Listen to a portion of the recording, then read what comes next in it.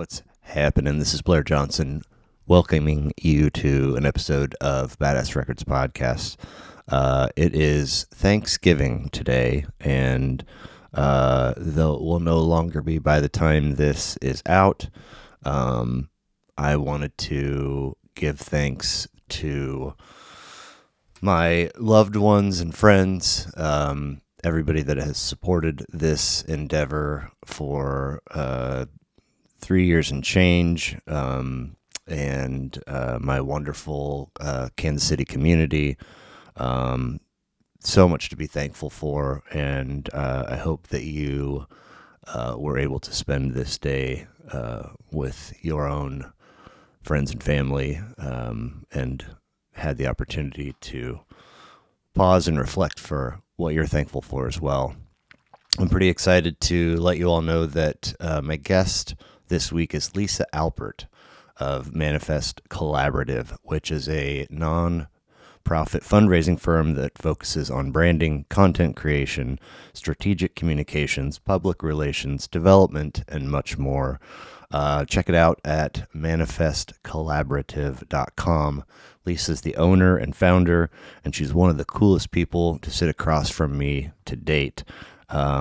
So I'm grateful that our paths crossed, and she was kind and generous enough to give me a chunk of her time a couple months ago when it wasn't chilly out and we weren't thinking about the holidays and so forth.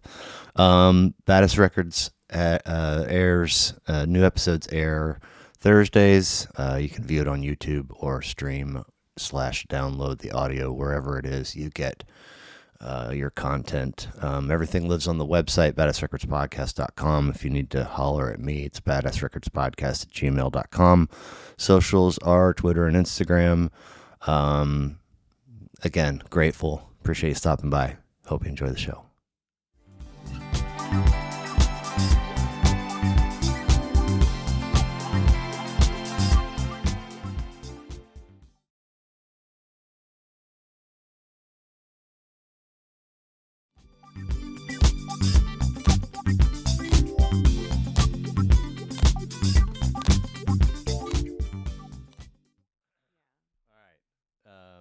Well, cool. Thank you so much. Oh my gosh, the couch is blocking my numbers now. The marker is there as a reminder on your side of the table to have you sign when we're done. Okay.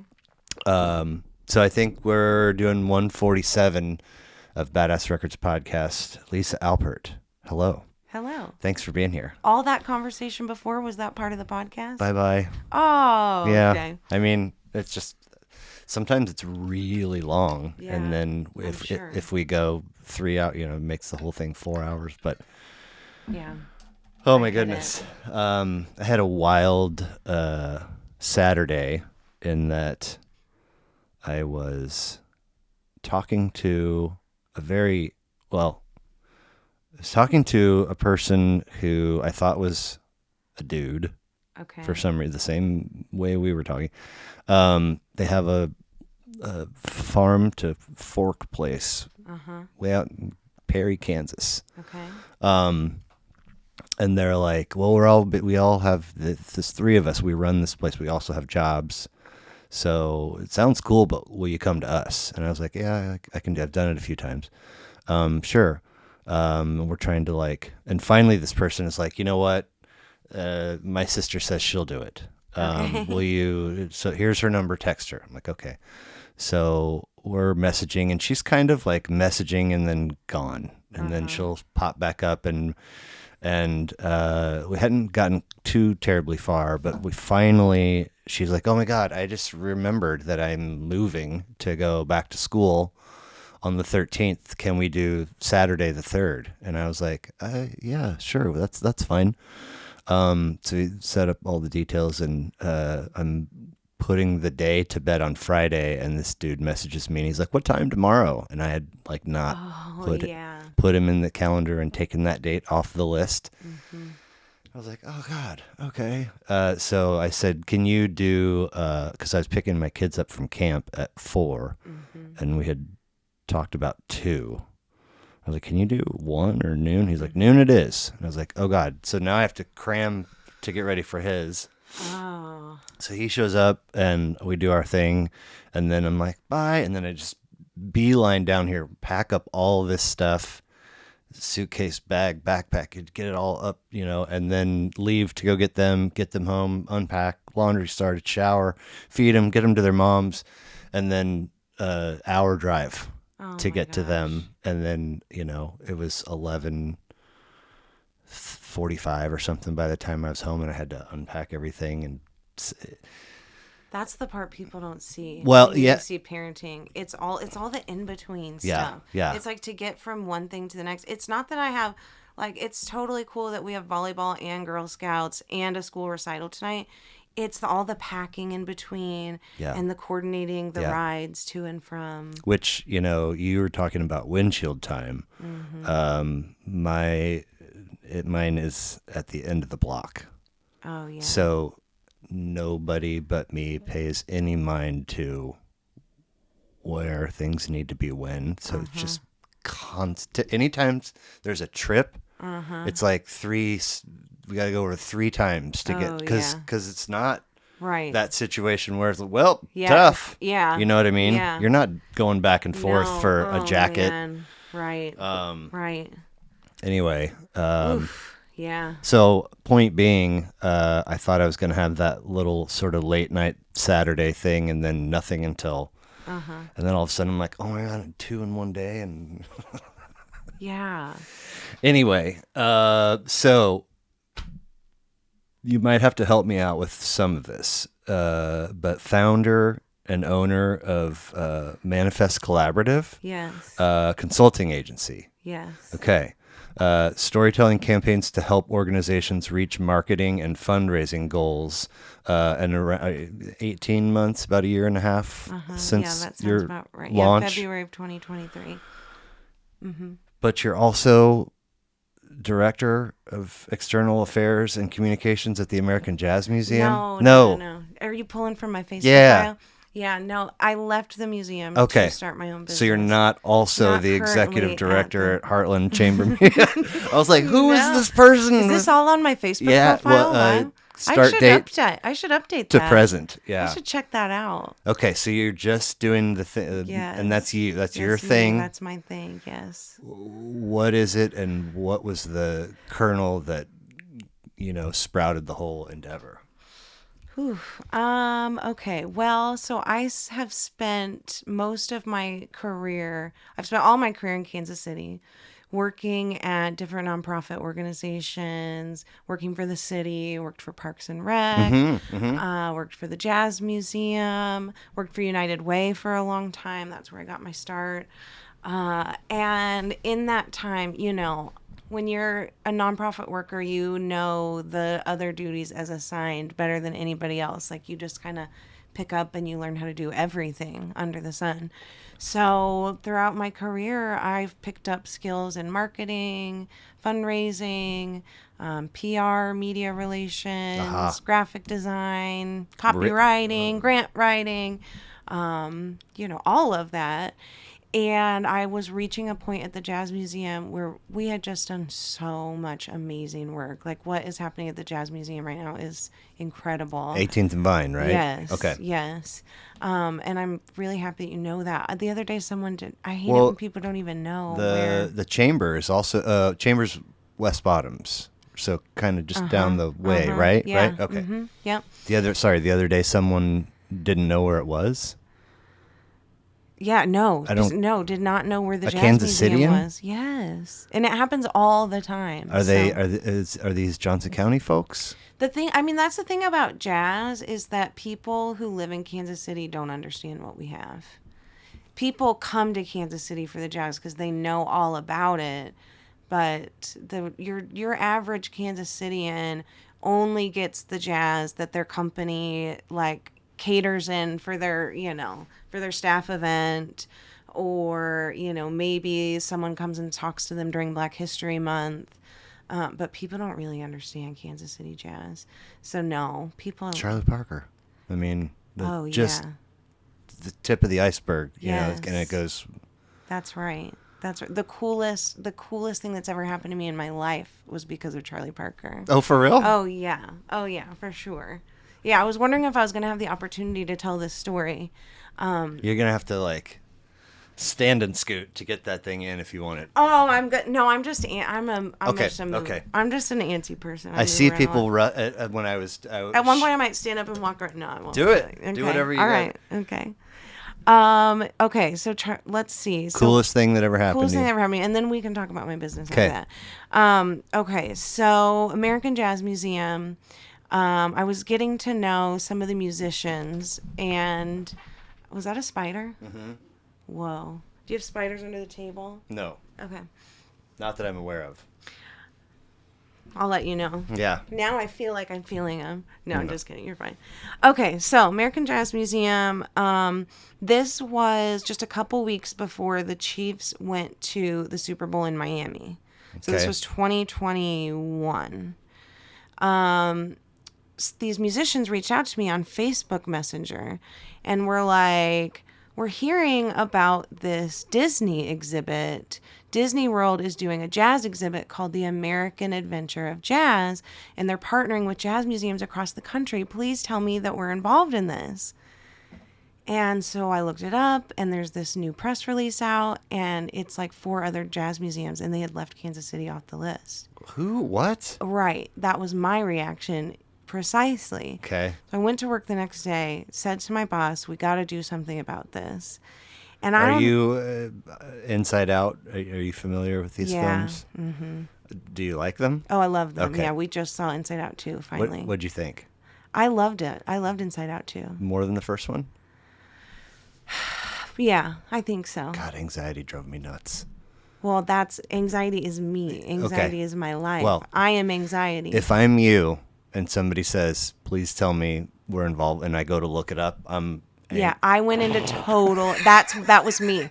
The keyboard turned red. Everything around me was spinning. Like, who do I need to fire? all of a sudden, I am like, okay, we got to do something. So we called our PR consultant, and she said, you guys need to offer them something that they can't get anywhere else.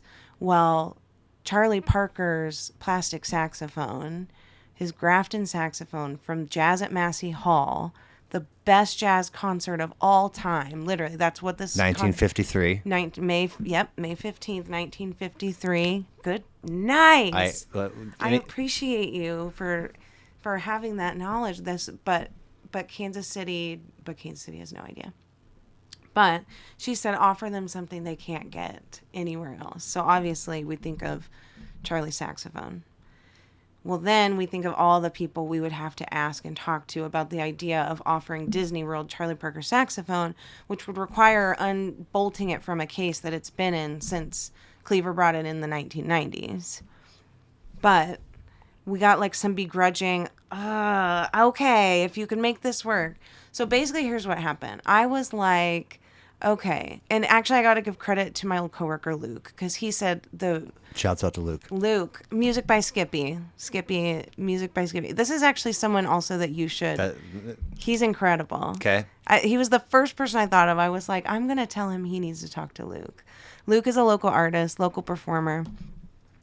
He worked with me at the Jazz Museum, and we were sitting at Billy's, and he's like, the Super Bowl is coming up. Like, what if the mayor brought Charlie Parker's saxophone down? So then I call the mayor's assistant. I'm like, can we do this? Yes, he would love to do that. So we get a hold of Disney. They say no. They're not interested. We're already full. The exhibit's already planned out. Whatever. Yeah, exactly. So then I call Morgan from the mayor's office again, and I say, can we stage this up a little bit?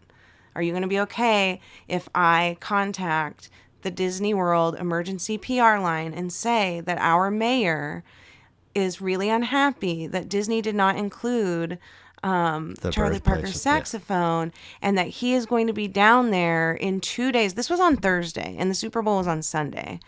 And so we orchestrated all this, and I did it. I called them. I said, look, now that our mayor knows about this, he's really upset. He's got a media train around him on the Saturday before the Super Bowl, and he's going to come to Disney World with the saxophone, whether you guys let him in or not. I'm really sorry. And within 6 hours, We were in the exhibit. Exhibit designers were contacting us. Kansas City was That's rad. included. I mean, And unfortunate, but also rad that it worked. yeah. And this is the first time I've kind of really told this story because we ended up with this beautiful partnership with Disney. And it's no negative. It's truly no negativity to them. They did have No. But whoever got this thing off the ground and didn't include Kansas City is Right. It was literally, the exhibit was literally a map. It was a map of the United States. And you've got Chicago, San course. Juan, LA, Boston, New Orleans. okay. And in the middle of the map, nothing. That's nuts. Nothing at all. So we had to literally we had to stake that claim. And within like 3 days, we were down at Disney World, literally walking in with the mayor carrying Charlie Parker's saxophone. Plane tickets were booked last minute and Yes, whatnot. everything.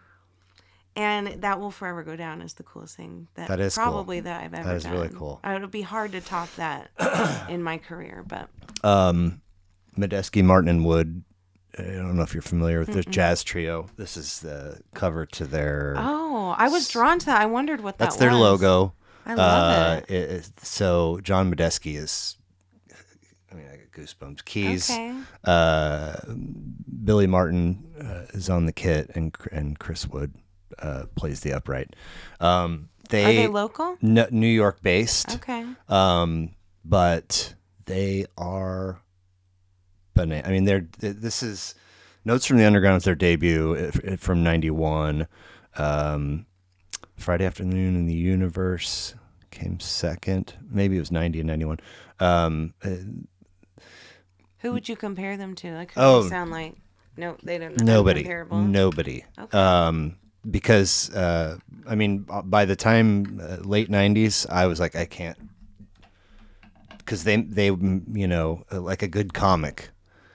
You do rooms and you do larger rooms and then you have an hour and you film a special, and if you're good, you throw that material away and everything, you start from scratch. Yeah. That's how they were, Cool. record to record to record, and by the time they're putting out albums 7, 8, 9 in the late '90s, early 2000s, I was like, I can't stay on this ride. You guys they've gone too experimental. Oh. But they're growing. They're doing new stuff. Good for them and good for people that dig it. It just I'm gonna check them out. I'm interested. There's in one that It's a Jungle in Here. Okay. 1993. There's the whole just beautiful start to finish. But there's a track called Bemsha Swing, Lively Up Yourself. So it's a mold of a jazz number and into a Bob Marley. So nice. Anyway, Combustication comes out in 1998, and it's got DJ Logic on it, who's one of my favorite. Oh, yeah. And track 6, I think, is Whatever Happened to Gus. And it's just this old man speaking into the mic with Chris Wood just playing, and he's talking about Gus Johnson from Kansas City. And the whole story is like, my interpretation. I've never sat with the lyrics and studied it, but where is the key to jazz? And Gus Johnson got the key way back out from Kansas City, and it's cool. It's Ooh, really, I can't wait to listen. Okay. Just dirty, frantic bass, and this old man just telling this story about jazz. And Kansas City's a big little nugget in that song. So ooh, I can't wait. I'm gonna check that out. I mean, it's all instrumental. They're just a 3-piece. Cool. And I mean, John Medeski is so talented. All right. Anyway. Cool. That's a cool story, but your business. Yes. Okay. So, I left the Jazz Museum kind of in a fury. Like, nothing was bad. It was just like, have you ever been in a job and you feel like the coals underneath you are burning? You just have to get out of there. Yeah. That's where I was. Okay. And I walked into my boss's office and I literally did not have a plan. And I can't afford to not have a plan, but I had to get out of there. Like, I said to my husband that morning, like, I'm going to go have this conversation with her and I don't know how she's going to respond. And I could come home with 2 weeks left of a job. Are you sure this is okay? And no, we would not have been okay. But he was like, yeah, I don't think you have any other choice. You have to. So I walked in. I said, I gotta go. I ended up, I think, staying for 4 more weeks. And I left with no plan and just a lot of faith in the people around me. And that ended up paying off. So just I hopped out on my own, put together this exactly what you read was like the elevator pitch that I came up with from the very beginning. Came up with a name, within a month had an LLC, just basically building the plane as it's flying and taking, whatever work I can find. Like someone needs some flyers designed, so I was doing that. Someone needed help at an event managing check-in, so I was doing that. I worked during the Super Bowl for Crown Royal as a promo girl, like you were talking about the Red Bull girls. I did that. So again, I was just throwing myself into whatever space, like whatever marketing, PR, political comms too. This was around city council races too. So I Okay. was helping some local candidates. And really just like total blind faith. And what really changed for me right when I thought I was going to give up, like we were driving Uber Eats, we were like behind on our house payment, like, oh my God, I don't know what to do. I'm just going to have to go get a job. I got a call. How did you choose Uber Eats over DoorDash, straight up Uber, all the other? How did you choose that one? It was my husband that did it. Like at first, he actually jumped in and did it first. And how quickly can you So fast. enter Like, the world and start oh, getting? so fast. And honestly, like, I hate recommending Uber as a company because they're a terrible company, just in general, along with all the other terrible companies in the world. But as someone who needed money and didn't mind just like one of us would take a shift after bedtime, running out and running people their food, we that's how we made it by. I've got a Poshmark site, like we do all kinds of stuff, but we were just like scraping by. But yeah, I don't know how he just chose it and we went with Okay. it. But I would recommend Solomon it. says, I'm going to Solomon follow says. his lead. Yeah, whatever he says. Okay. As of right now, We're doing I'm it. behind on my house payment and I need to get into something. So. I recommend. I really do, truly. There and like you get out on your feet. You're not just sitting at home. I do recommend. Yeah. And you get what you put into it. Like Yeah. if one of us was just doing it for a few hours 2 or 3 times a week, we made the money we needed to catch up. Okay. Recommend. And I hate that we should not be in this position, but we are. I get it. So right when I was ready to give up and just find a nonprofit development director job, Jason Parson called me from 18th and Vine. He's got a PR firm. He had been working alongside the Vantage Airport Group, the concessions group that was chosen for the new airport terminal. And he was like, Lisa, I need help like yesterday. Oh, shit. Can we hire you to jump in? And that right in the nick of time. And literally like one of those I'm opportunities. stressed out. We're talking about past shit. I know. I know. This is no, it. what? But my life is a series of these events. Like I was about to go bankrupt and someone called me and was like, I can pay you in 2 days. And it's exactly what I needed. Oh, my God. So I got my business out there and suddenly I had my confidence again. And for a few months, I was contracted and got to go out. I was at the airport helping open up all the new local restaurants, coordinating media for the opening, pitching stories to big food magazines, helping to draft awards for our concessions program. Really cool work that I got to do. And that's that's the exact kind of work that I wanted to be doing in my business. And the universe provided it to me right before I wanted to give Did you up. ever, by chance, cross paths with a short, gray, curly-haired gal named Tony while you were trying to get that stuff open? I don't No. think at the airport. Yeah. Where would she have been? If she, I mean, she was the Cisco person Oh, okay. that got all that. I don't think happen. I met her. I And- met a ton of people. I Yeah. didn't meet Tony. Okay. There are a lot of cool people down Yeah. at the airport, though. Yeah. And yeah, so, that kind of jump started me. And then since then, I've gotten into political comms. Today's primary election day. So legislative session that just wrapped up back in May. I jumped in and helped an education reform group, Wow. helping to open up school choice. We got a really cool bill passed, Senate Bill 727, which increased minimum teacher salary in Missouri finally. It's still criminally low, but Yeah. the minimum teacher salary is now 40,000, 48 if you have a master's degree. We doubled the number of available pre-K seats across the state of Missouri. So got some really cool work done. And for them, I've been doing email comms, advertising, getting into advertising for candidates that we're running today. It's been fun. Wow. And this thing is, you're paying your bills with it. Yeah. Golly. Yeah. That makes me so happy. Thank you. I almost want to tear up a little bit that somebody like believed and followed a dream to be cliche and it I was worked. delusional enough for a second. Truly, that's what it took. It did take just like a little bit of delusion. That's great. So, I jotted down websites for all the places that you don't work anymore, but I did not jot down the website for Manifest. That's okay. It's actually not up right now. Okay, I'm working. there is a link, but Yes, I was no, like, oh, I'm working on it. okay. I've got to get my email and my website. My, when I first started, someone set that up for me, Mm-hmm. and I lost touch with them, and then the domain expired, and I've been furiously trying to figure out I know how how to that get it goes. back, and I don't But know. but Manifest Collaborative Yes. and Lisa Alpert on Facebook. I think your digits are on there. My phone, yeah, I probably. think if somebody wanted to hire you Yes, for it, yes. or send you a dick pic. I mean, whatever. Yeah, please don't. joking, I I'm don't respond well to those. You've received one before?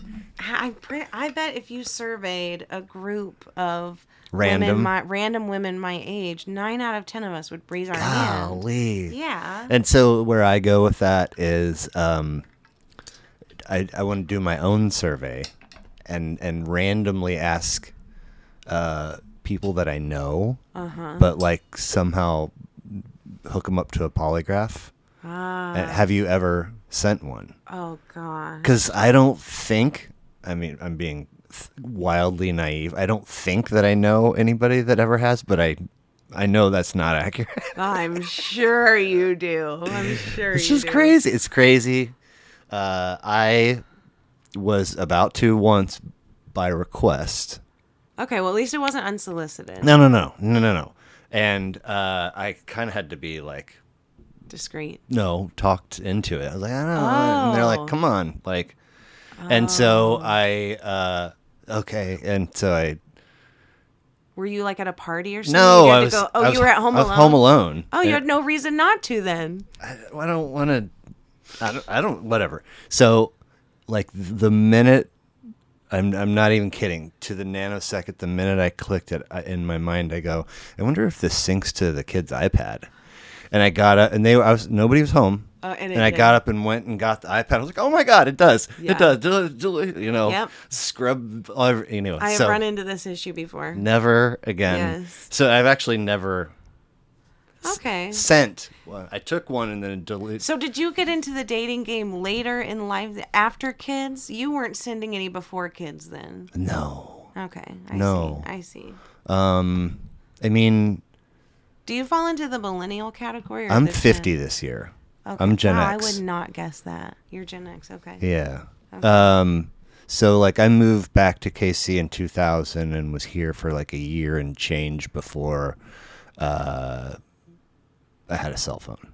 That was my first see. cell phone. I And then see. it was like 02 and the Mm-hmm. girl I was dating, she was like wanted, I'm chefing, so I'm always at work and just yeah. constantly calling me. And I'm like, I can't. And she goes, well, let's just text then. I'm like, what? Yeah. And that was Wink, wink. no, I was like, Oh. meaning actually, Oh. I had a flip with an antenna, and she was like, so yeah, it probably didn't even have a camera on it, did it? I don't know, but she's like, yeah, he can send it. I was like, holy shit, that's fucking bananas. Yeah. So that was when I discovered texting, and I mean, Yeah. and I would actually, this is sad-ish history, end that relationship, which was only 6 months long, to start one with the gal that I would marry and have Marry and kids have with. kids with. And she did the same and was actually living with her person, which was awkward. But in a roommate kind of, but so that's like 03-ish. plus Yeah. 15 years. Okay. Right. So See, I I'm, would never guess you were 50. I thought we were of the same generation. well, Because point. in '03, I was in high school getting my first cell phone. Okay. Okay. So, Yeah, I and was, they had cameras on them by that ah, point. ah. It probably did. I just don't, I've had so many phones since. But point being, my first phone, and then not too long after that, 15 years, like I'm not talking to Right. girls, right? Right. And then by the time I'm out of that thing, I'm a father.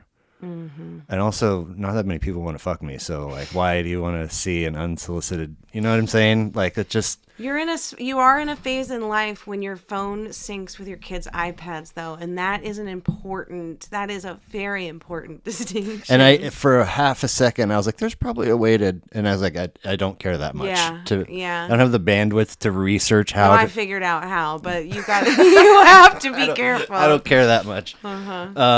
Anyway, see you, Lewisburg. Yeah, Lewisburg, Cider Kansas. cider Yes. joint, right? Yes, that's right. Born and raised there. No, Just born. not at all. Oh, why did I? No. You really need to update your. I know. Oh, I couldn't. You have ties to that place, though. I grew up in Lewisburg. You grew up there? Yeah, I graduated from Lewisburg High School. Oh, Yeah. so I you- was born in Massachusetts. Oh, Grew up a little bit in Illinois, and then in third grade moved to Kansas. So I just say I'm from Kansas City, but that counts. yeah, Will count. yeah. And I consider, like, anyone who's not from Kansas City, I just say I'm from Kansas City, even though I'm from Lewisburg. I'm from Kansas City. Gotcha. Yeah. Siblings. 2. I'm adopted. You're adopted. I have an older brother who is 16 years older than me, and he's not adopted. So my parents had him, and then my sister and I are just a couple years apart, and we're both adopted. Okay. But we're not. So you blood had related. you and your sister aren't. Correct. Okay. Correct. So you had virtually no time under the same roof as your older brother. Right. Like and he actually stuck around for a little bit. Like I was 2 years old when it was his high school graduation. I was 2 years old at home having chicken pox. Oh yeah, nice. That's how I remember this.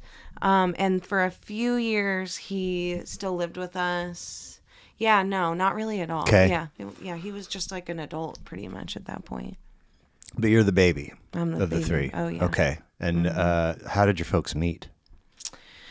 They were like small town kids, went to high schools close to each other. My dad would like show up in his car and try to seduce my mom, and she liked him, and they went to each other's prom and got married like within 2 months. They were 18. Still And, together? My dad passed away in 2016, but Okay. they were together until we lost him. I love the range of answers to that question. Yeah. I had one person say, my dad pulled up next to my mom at a traffic light and rolled down the window and was like, "Do you want to pull over and chat?" And she was like, "Sure." What? Yeah. And I was like, file that under things that would never fucking happen today. Never. Yeah. I'd speed off if someone did that. Yeah. One person said,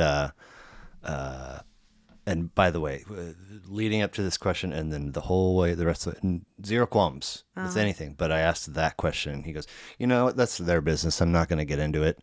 I have not stopped thinking about it since. I wonder how. Well, the only place I could land is, are they related? You know what I mean? Like, I don't know. Or maybe it was like an affair situation. That's okay. Thank you. Maybe something more that's a like slight- shameful. Or shameless, Yeah. less shamey, I think is the Yeah, yeah. But a lot of high school sweethearts or whatever. Mm-hmm. But oftentimes what? Okay, interesting. Yeah. Do you have memory? Did they put on music to listen to in the home when you were little? My dad was really the music I listened to with my parents was the cassette tapes I would listen to in the car with my mom, or the music that my dad would play in the garage. Okay, so what kind of tapes did Mom have? Country, 90s country, Okay. some Christian-y, like ballad stuff, Celine Dion, Sure. Cher, but yeah, mostly country. Okay. And Yeah. what about Dad's garage tunes? Oh man, like AC/DC, Def Leppard, hard rock. He was a big Fleetwood Mac fan. My dad had really good music taste, like Cool. really good classic music Nice. taste. Yeah. So I'm fascinated with the music that we are born into and around. Like it's you're not really aware of it. Yeah. It's just like Aren't furniture. you hyper aware of it as a parent now though? Like what, or maybe not. No, You no. don't think too hard about what you're playing around your Well, like what your kids are absorbing. I mean, I sort of I had this blind imagining that like whatever I liked they would like. Uh-huh. Oh And yeah. there's a I little wish. bit of that, but mostly it's like shit their friends turn. You know, the toughest part, and it's not even tough. The silliest part is, you know, she just got Snapchat, Oh. which yeah, but if you I've had some serious conversations with folks of varying ages and read some things, and it really seems to be pretty safe. And Yeah. also the way that Kids aren't using it the same way they're we not thought. they're not texting. Yeah. It's not just every other message is a dick pic or whatever. But she has had TikTok. And right now he's really into Fortnite. Yeah. So they both, because of those things, will hear All kinds of a different song and be things. like, "Oh my God, this is from TikTok." I'm like, "No, dummy." I know. I know. So, but whatever. I quickly realized, however their tastes are going to develop, just let it be organic Yeah, and for be sure. supportive, unless it's inappropriate or whatever. But, Yeah. but no, I'm just like, you know, it's just part of the home and or the garage and the car and life. It's not you don't really think too much about it until you start carving out your own tastes. So I'm curious, aside from anything that you've shared with me, is there an album that you first sort of fell in love with or came online to or bought with your own money or borrowed from a friend that stands out? Yeah, that's a good question.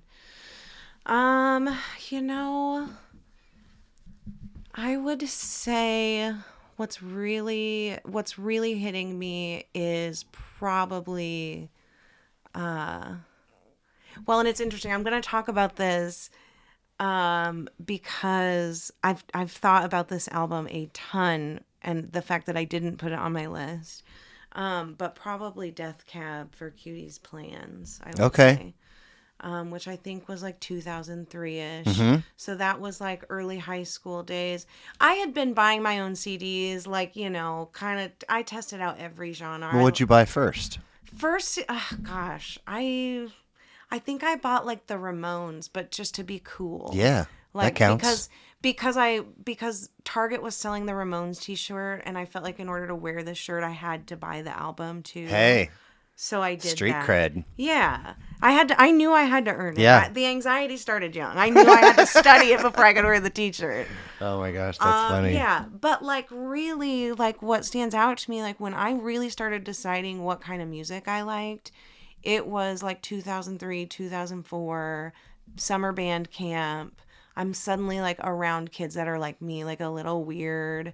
And it felt like judgment free. And all of a sudden I'm hearing all of this. I heard Postal Service, Such Great Heights, and I was falling in love with a boy to that song. And like, You don't still think of yourself as weird, do you? That was back then. I definitely still think of myself as weird. Today? Yes, Why? but it doesn't feel bad. I love being weird. You're proud of who you Yeah, are. oh Okay. yeah, okay. and I tell my girls this, like what makes you weird is what makes you magic. That's really your super, that's a Queen Herbie lyric. I didn't make that up. I can't claim that. But that's what we say out loud cuz really yeah, like yeah. Okay. That's the lesson when none of us learn Yeah. when we're just tormented in public schools and and then our we bodies are changing. And yes, and we think all these things matter, but they don't. Ugh. So, yeah, I was weird and I was finally around other weird kids and they liked this cool music like Postal Service. And it wasn't just like country at the small, like I was in a small town. All my friends were listening to Kenny Chesney and shit. Like, and no offense to like country, I respect country as a genre. Is no disrespect, but like the question you're posing, like when I really started to carve out what I liked, it was when I started listening to Death Okay. Cab, Postal Service, Saves the Day, Taking Back Sunday, The Used, Jim Eat World. Those were all Okay. like, yeah. What about live music? Did you see shows as a young person? Is there any early memories stand out? Yeah, I was Saves the Day was probably the first band that I was like, I would try to follow around, find wherever, anytime they were going to be in Lawrence or Kansas City, I was for sure going to go see them. Newfound Glory was a standout show that I can remember. It was Newfound Glory, and I can't remember who. Oh, and Cartel. Okay. Do you remember the band Cartel? Never heard of them. Yeah, it was a really good show. It was at I think it was at the Granada. Grenasty. Yeah. Yes, in Lawrence. Yeah, I'm trying to think what else. Head Automatica was and Jack's Mannequin was a really good live show that I saw at the Beaumont Club. Oh yeah, which man. isn't here R.I.P. in anymore. peace to the I Beaumont know. I Club. loved the Beaumont Club. That was an incredible show that I'll always remember. The singer from Head Automatica took my camera and like took pictures of the audience. That was when like those new digital point and shoot cameras were first around. It was the coolest thing ever. Do you still see shows? Oh yeah, for Yeah. sure. What do you Yeah. What do you think is what is your best show that you've ever seen? Gun to your head, you got to pick one. I usually say Chance the Rapper Okay. Where'd you see him? out at Sandstone. Okay. Were you close? Was it just amazing no matter where your seats were? I was GA, so I was like in the lawn Yeah. section, not super close. And actually, like in I can't remember if it was the pre-show or like one of his first songs he came out to. The guy next to me went so crazy and had his arms going up and down. He elbowed me in the top of the head, and I had to like go off to the side. Oh boy. It was also hot, and I'd been drinking. Like I thought I was gonna be done. I thought I wasn't gonna get to experience the show, but I rallied. Was he came back. apologetic? No, Oh. he didn't even realize he had done Oh it. my God. It's fine. Of course. Whatever. Um, But I'd probably say that would go down as one of the best shows. any instrumental musicianship in your life, in your family? Anybody ever piano lessons, anything like that? Yeah, so I took to the piano pretty young. Like my dad just had a little Yamaha keyboard. And my mom had taken piano classes as an adult, just as like a hobby. So she had all these piano books, and I kind of taught myself how to play Wow. the piano. Cool. Cool, except I'm like, I try not to live with regrets, but I definitely wish I would have applied myself Oh, more to the music, because I truly I was actually really good at it. cool. And like really took to it, but as soon as my mom made me sit down for an actual piano lesson, I hated it. And she made me go sit at this old woman's house, and I remember like I got through the hour and Smells like beef stew in here. it was awful. And I got two stickers in my book, and I told my mom, please don't ever make me do that again. And she was like, okay, fine. And so then like I tinkered around on our piano for a while. My parents were like, my dad especially was always like, please, like just practice more, just apply yourself. You're so good. I got into got into elementary, middle school band, I was a percussionist, did drums, did the xylophone, all of the mallet percussion instruments, played the drum kit during jazz band, but I also danced. Oh, And so it was coming up to Christmas one year, and my dad took me to it was that huge music store out in Olathe. I can't remember what it was called. Like not Big Dudes. That's in Westport. I can't remember what it's called. Anyway, huge music store. I like picked out the drum set I was gonna get. It was a green Tama, beautiful set. But he made me choose. Like, you're either going to be a drummer, be a percussionist, like do this, or you're gonna choose dance. because there was really no both, like marching band season, basketball season. I was either going to dance or I was going to play in band, and I chose dance. Okay. Mostly for the social aspect of it, Yeah. and dance was great. Like it was the thing for me. But I maintained the percussionist on in the off season, and like probably could have gone to college for it and everything, but I Dang. just didn't. Yeah. And also, I mean, that's just a bigger conversation of like art in general. I wanted to be an artist. I'm a gifted artist, like can draw and paint really well.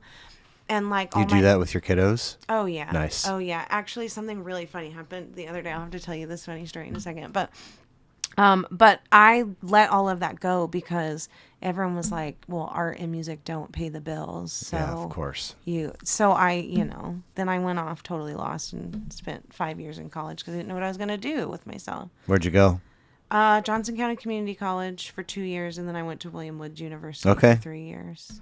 You said you try not to live with regrets. I can't hear that word and not think of We're the Millers.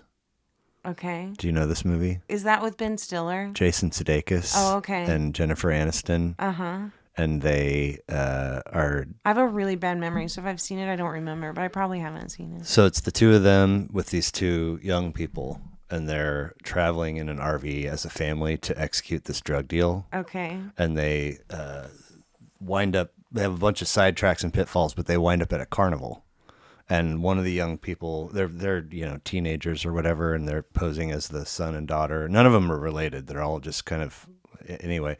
The young girl, connects with this dude and wants to like go for a motorcycle ride with him, but Jason Sudeikis and Jennifer Aniston, mom and dad, insist that she bring him by the RV first to meet him. And so he comes he comes to meet him, and he's like ball cap, long hair, tatted, wife beater. And Jason Sudeikis opens the door and he goes, "Hey, I'm Dan. I'm Scotty P. You know what I'm saying?" And he's like, I am awake and I do speak English, so yeah, I do know what you're saying." And so they both lean into themselves more and more as the conversation. And so she's like, "Okay, we're going," and Jennifer Aniston's like, no, sit. We're all gonna chat for a second. And she's like, "So Scotty P, what do you do for?" He's like, I run he names a ride, and Jason Sudeikis is like, "Oh, you're a carny."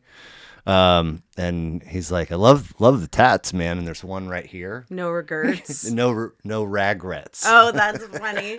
That's so funny because anytime I say no regrets, all I can think of is same thing, a tattoo that said no regrets. No regrets. And he's That's like, hilarious. "What is this? What's that one right there?" He's like, "That's my credo." And he's like, What?" He's like, "That's that's how I found a tattoo artist. I said, this is how I live my life. So you can put this on my body," and you did. "No regrets." And he's like, not even one tiny little letter." And he's like, "Nope, I like all the letters." Oh my god. And he goes, how many letters are there?" And he's like, I think it's in the 20s. That's really funny. It is. But what's the funny story that happened just the other day? Oh my gosh. Okay. So I posted an Instagram story of my daughter. You asked if I do art with my kids. Yeah. And this has been one of my efforts to reduce screen time. Hey. Is I just set the kitchen table up like an art studio, and I'll just, if I sit down and I'm like, "Oh, look at this cool picture I'm drawing," then Sydney will creep up and like suddenly we're just having art time, and she forgot about Roblox for a minute. So we've been really into that lately. And I posted this picture the other day of her at the table with like this spread of all of our artwork. It's a combination of her stuff and mine. And this is so funny because I'm having this conversation with you and I haven't even had this conversation with the friend yet. But basically, it's one of my best friends, her husband responded and was like, "Wow, she is so talented. Please, can we commission something from her?" Sends me this long message that's like, she's so talented. We want to help encourage her art. She should know that, that art is valuable. The lesson I needed when I was 7 years old. And he's Not like, that it doesn't pay the bills. yeah, and he's like, we have this wall of bird art in our kitchen. I think one of her pieces would look great up there. But How what cool is this dude? super cool, but the artwork he was referencing was mine. I knew you were going to say that. So, it's like a double-edged... Sydney, sign your name here. Yeah, exactly. It's like a lesson. It's like, okay, yes, I should be doing art more. And it is valuable. And it's really special that I'm doing this with my kids. But I still have to have this conversation. I haven't even responded to him yet to be like, Daniel, I really hate to burst your bubble. And you're definitely going to pay Sydney for some artwork. But I need to set some realistic expectations here. That's funny. Yeah. Gosh, I have to share another. Ted Danson and Woody Harrelson have a podcast together. Okay. And they had Conan on, and the clip, they're rapping, and Ted Danson says, "Man, do you have any advice for what to do when you have a really terrible guest? Because this has been brutal for us." And they all laugh. And Conan says, "What's odd is that when it comes down to it, when I was doing my show, I did about 4,000 hours of broadcast. Wow. And so most of the nights it's guest, musician, guest, and sometimes there's no musician, so you have three. And every once in a while you'll have this seventh lead on a show that aired for 3 months on the WB that you've never heard of, and this kid is 19 and has no life experiences. And so you're like, nothing to talk about. Yeah, and so you can tell he doesn't want to hurt anybody's feelings, so he just makes all the actual details up, and he goes, "So, you've got this Saz Bickler who plays Chiz on You Better Not, and so Saz, it says here you used to work at Chipotle, and luckily I had a funny sidekick." Who over there on the couch would be like, don't even get me started on Chipotle. Oh and then the whole thing ends and Saz is laughing and the audience is cheering, and you cut, and then the producer's like, "You were nervous about him. That went great." And he's like, "He didn't say a fucking thing. We did." And then you have to like send him off the stage. "All right, make sure you tune into You Better Not on the WB with Saz Bickler playing Chiz." And so the clip ends, and just right square in the middle, Saz Bickler official has said, "Real cool, Conan." And Team Coco is like, "Oh boy, we're so sorry." And I'm like, "What the and I click. So they've created this account, this Instagram account, and they've like found an old picture of Conan's set, and this is the night we were paid in cold pizza, and somebody made a theme song to You Better Not with the WB logo. That's so funny. And then there's a picture of 4 people in a Chipotle, and one of them's in a hat, and the thing says, "This is from that employee party when Zach blah blah blah," and I'm dying. So I can't even I'm teary-eyed. I typed that Zach was such a wily SOB. And they like the comment, and they're like, "I still can't drink Mr. Pibb from the fountain to this day." Oh my gosh, what? It's all just bullshit. It's fake, and it's so random. Yeah, that's so funny. Anyway, so we're killer list, by the way. Thank you. We're gonna navigate it to the best of our ability here, and I appreciate you sharing it with me. I usually just roll through it and chronological release. Okay. So if we do that, we start in 1988. Okay. Tracy Chapman. Yes. First of 8, 11 tracks, 36 minutes. Oh, wow. Singer-songwriter from Cleveland. This album was massive, massive, massive when it came out. For me, of course, it has made huge waves since her performance of it with Luke Combs at the Grammys. Oh, yeah. Was this record always in your bandwidth, or did that introduce you to it for the first time, or reintroduce? What's the story there? Yeah, no, this has always been in my bandwidth. Tracy Chapman, I've been a fan of Tracy Chapman since I was like 6 years old. Okay. I have a core memory of Tracy Chapman came on TV singing "Give Me One Reason." It was on VH1, and at that time, I thought that the people in the TV could see you Oh also. shit. And I will. This still goes down to this day. I will say this is the first girl I ever had a crush Oh on. really? It was Tracy Chapman. I thought she was so beautiful, and I wanted her to think that I was beautiful too. Aw. So I ran into my room, put on a dress, jumped in front of the TV because I wanted her to see how pretty I was, and that's not even from this album. Right. But Fast Car, the song, has always been really important to me. Like I shared with you, I'm adopted. And it was a closed adoption. And Meaning communication is not yeah, happening. I couldn't know anything about my biological parents until I became an adult and decided to seek them out You myself. did. Yeah. God, I feel like that is almost always the story. Yeah. Well, all I knew about them was that they were transient. They were homeless. Holy shit. That's why they weren't able to keep me. And so when that's the only information you have, and like growing up, being adopted didn't really register to me all that much, to be honest. Like it wasn't until I was an adult that I realized like just how wild my existence truly was, like, and just everything behind my adoption. Growing up, I thought it was totally normal, but I did have this fantasy idea of what my biological parents were like, and the song "Fast Car" is always what I would Dialogue? think. Yes. Oh my That's God. so as a kid, That's so cool. when I would hear "Fast Car," I would think like, yeah, this is what my parents are like. They're out on the road making ends meet, working at the gas station, saving up what they have to get by. That was my Whoa. view of of my other family that was out there in the world.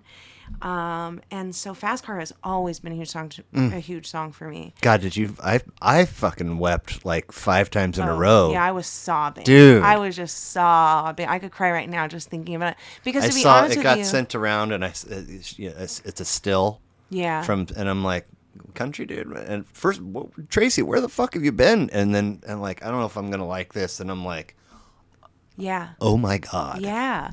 Well, because I'll be honest, whenever I heard this, I didn't pay much attention to the country version of it. I'm not in spaces where Wait, did he cover it? he covered it. Oh, I thought that was a first, like, I didn't know that. Yeah, so he had covered it before. I thought he that. just they just got together and he just Oh no, that killed it song and she had been killed it. on the radio all year, and I was so annoyed by it. Anytime I did hear it, which was so rare, when I did hear it, I was like, "Oh my God, this is that country guy again." I didn't know anything about him, or I didn't know anything about his story. But as soon as it came on the Grammys, and as soon as you see her up there with him, and she has just such a magical presence. Her smile. Yes, And she could heal also the whole world. Him just Yes, Oh. just giving her what she deserves and really paying tribute to her. I became an instant fan. Now, like when the country version comes on the radio, I love it. And then, But- the streaming services were all like, this shit is number one. Yeah, it's- it put her back up on Yeah. it. Yeah, so it was also like, hell yeah, she made some dough from this Yeah, too. yeah. Which was also a huge Okay, thing. so did you find him? My parents? Yeah. Yes. Oh my God. Yeah. So when I said I was born in Massachusetts, Uh-huh. I don't have a birth certificate. They made one up for me when I was adopted, but I don't have a birth certificate. My parents were transient, traveling, living in Massachusetts. My biological dad had fled the scene, was going to work down in Florida. So they did not stay together. I'll get to that. Sorry. My biological mom hitchhiked with me as a newborn baby from Massachusetts to Springfield, Illinois, where I ended up in like a church home or something, and that's how I ended up in foster care. But that was my intro into the world.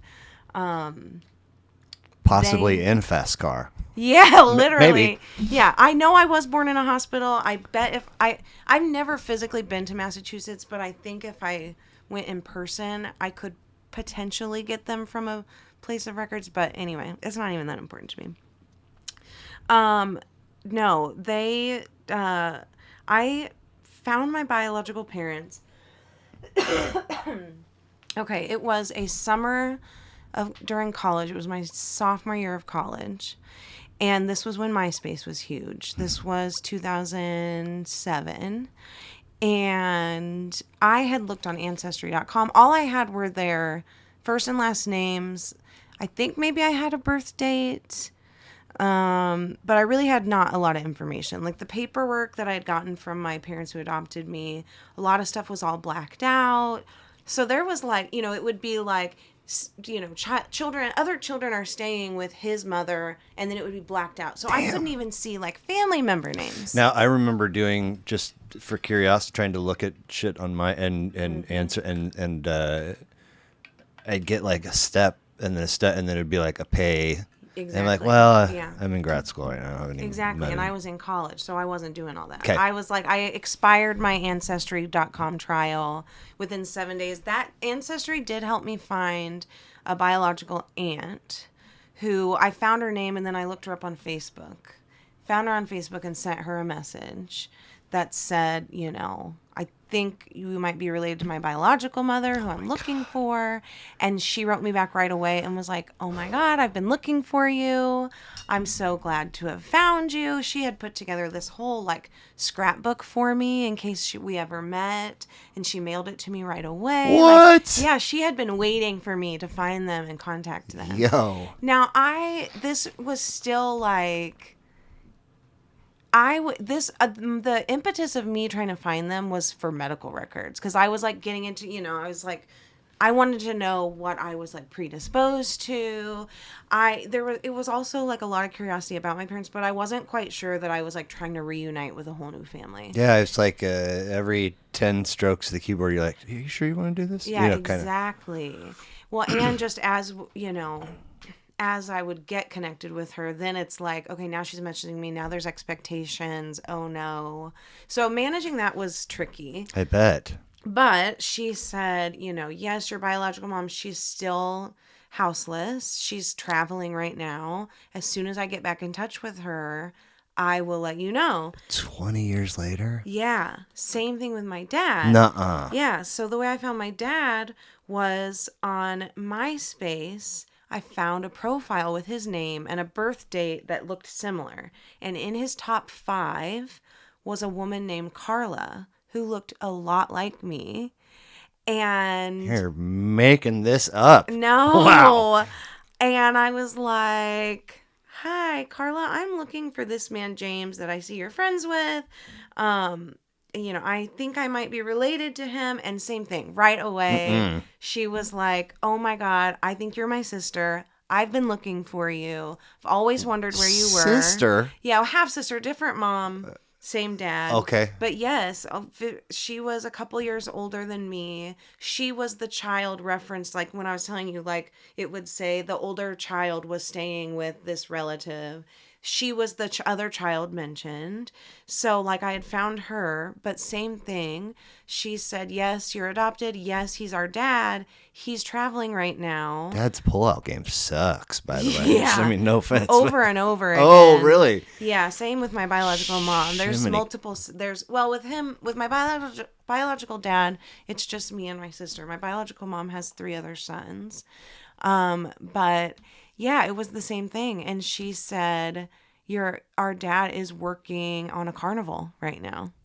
Literally, a carny was traveling in a carnival. Knocking people up. Yes, and Sorry. she's like, as soon as I hear from him, though, he calls from time to time. If he gets a new number, I'll make sure he knows that you're looking for him. So sure enough, just like a month later, I was out at a party one night and an Indiana number called my phone. And I went into the bathroom and was like, I think I know who this is. And it was him. He's like, I just got back. I want to come see you. So he hitchhiked. You're fucking kidding me. No, from Indiana to Kansas City. This is in 2007 when I'm in college. Like, I'm either staying with my parents' house or at my boyfriend's house because he's got an apartment. I don't know what I'm doing. But I drove to a Quick Trip at 11 p.m. one night, picked up my biological dad, and he stayed on my boyfriend's couch. And I got to know him for a week. And He stayed there for a week? Yes. Was but he He polite? immediately integrated. Yeah, it was, it was nice. He immediately integrated into the houseless community in Kansas City. Kansas City is known for being like, it's the middle of the map. It's literally the Midwest. Like, people are friendly. It's a safer, well-known place to come if you're houseless. He had been through multiple times, like kind of knew his way around already. So my biological family is like, they are still, and it's hard to say. I don't want to say by choice. It's not by choice. I don't really think anyone's homeless by choice, Right. but they have never in their life been able to find their way out of houselessness. Damn. And Either one of them. neither one of them. Upon meeting me, they reconnected on Facebook, re-met, started dating for a little Get bit. out. Had their own. Now you're making I shit up. swear I'm Wow. not. Wow. They've since broken up, parted ways, had other marriages and relationships. Like, they both Few been more married kids. multiple times. I don't think I'm any kidding. more I'm kidding. kids. But so that was dad, but you met mom because of that connection with dad, or? So same kind of thing. Finally, when she got connected with me, I was at school in Fulton, Missouri, which is off 70 Highway, right off I Kingdom had City. a buddy go to Westminster. Oh, okay. And William so Woods. And so they would cruise across to hang out with the ladies at The Woodsies. Yep. Yes. So I drove up to Kingdom City McDonald's and met her one night and just like shared a meal with her. Quick Trip and McDonald's, yo. Yeah, I know. Safe places. I mean, this is Certified safe places. Oh, for real? Well, I mean, really, Quick Trip is a certified safe place. Like, if That's you're in not danger, that's a thing. That's a thing. If you're in danger, you can go to a Quick Trip, and they are trained Nuh-uh. to find community help I love for you. Quick Trip. Yeah, I know, I do too. I once started a blog series called Confessions of a Quick Trip Junkie. No way. Yeah, and I was going to make a big series out of it. Did you talk about the hot dogs? No, this Something I'll never eat again. is okay. Well, no, the initial piece was about doing everything I could to avoid shitting my pants.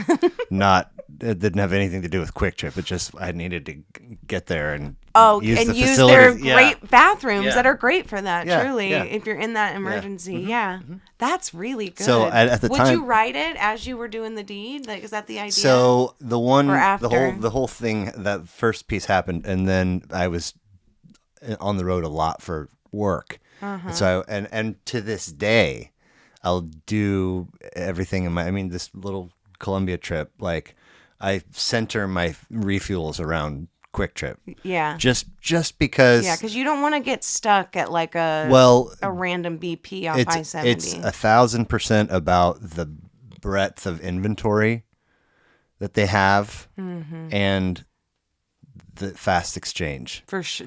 Every other place is like beep boop Yeah. boop boop, 47 buttons to log in. I could not appreciate more how truly it is a quick It trip. is so now my brain is like, well, the gas is better. It's true though. I know nothing It about obviously gas. Is. I know nothing about gas. It obviously is better. It's Anyway. cleaner. We know it's cleaner. I see both that. know it. Holy cow. But isn't it like also when you're at Quick Trip though, if it even takes 10 seconds, you're like, I don't even get the supervisor on the horn. yeah. But they all okay. Can So I speak with your manager, please? But so they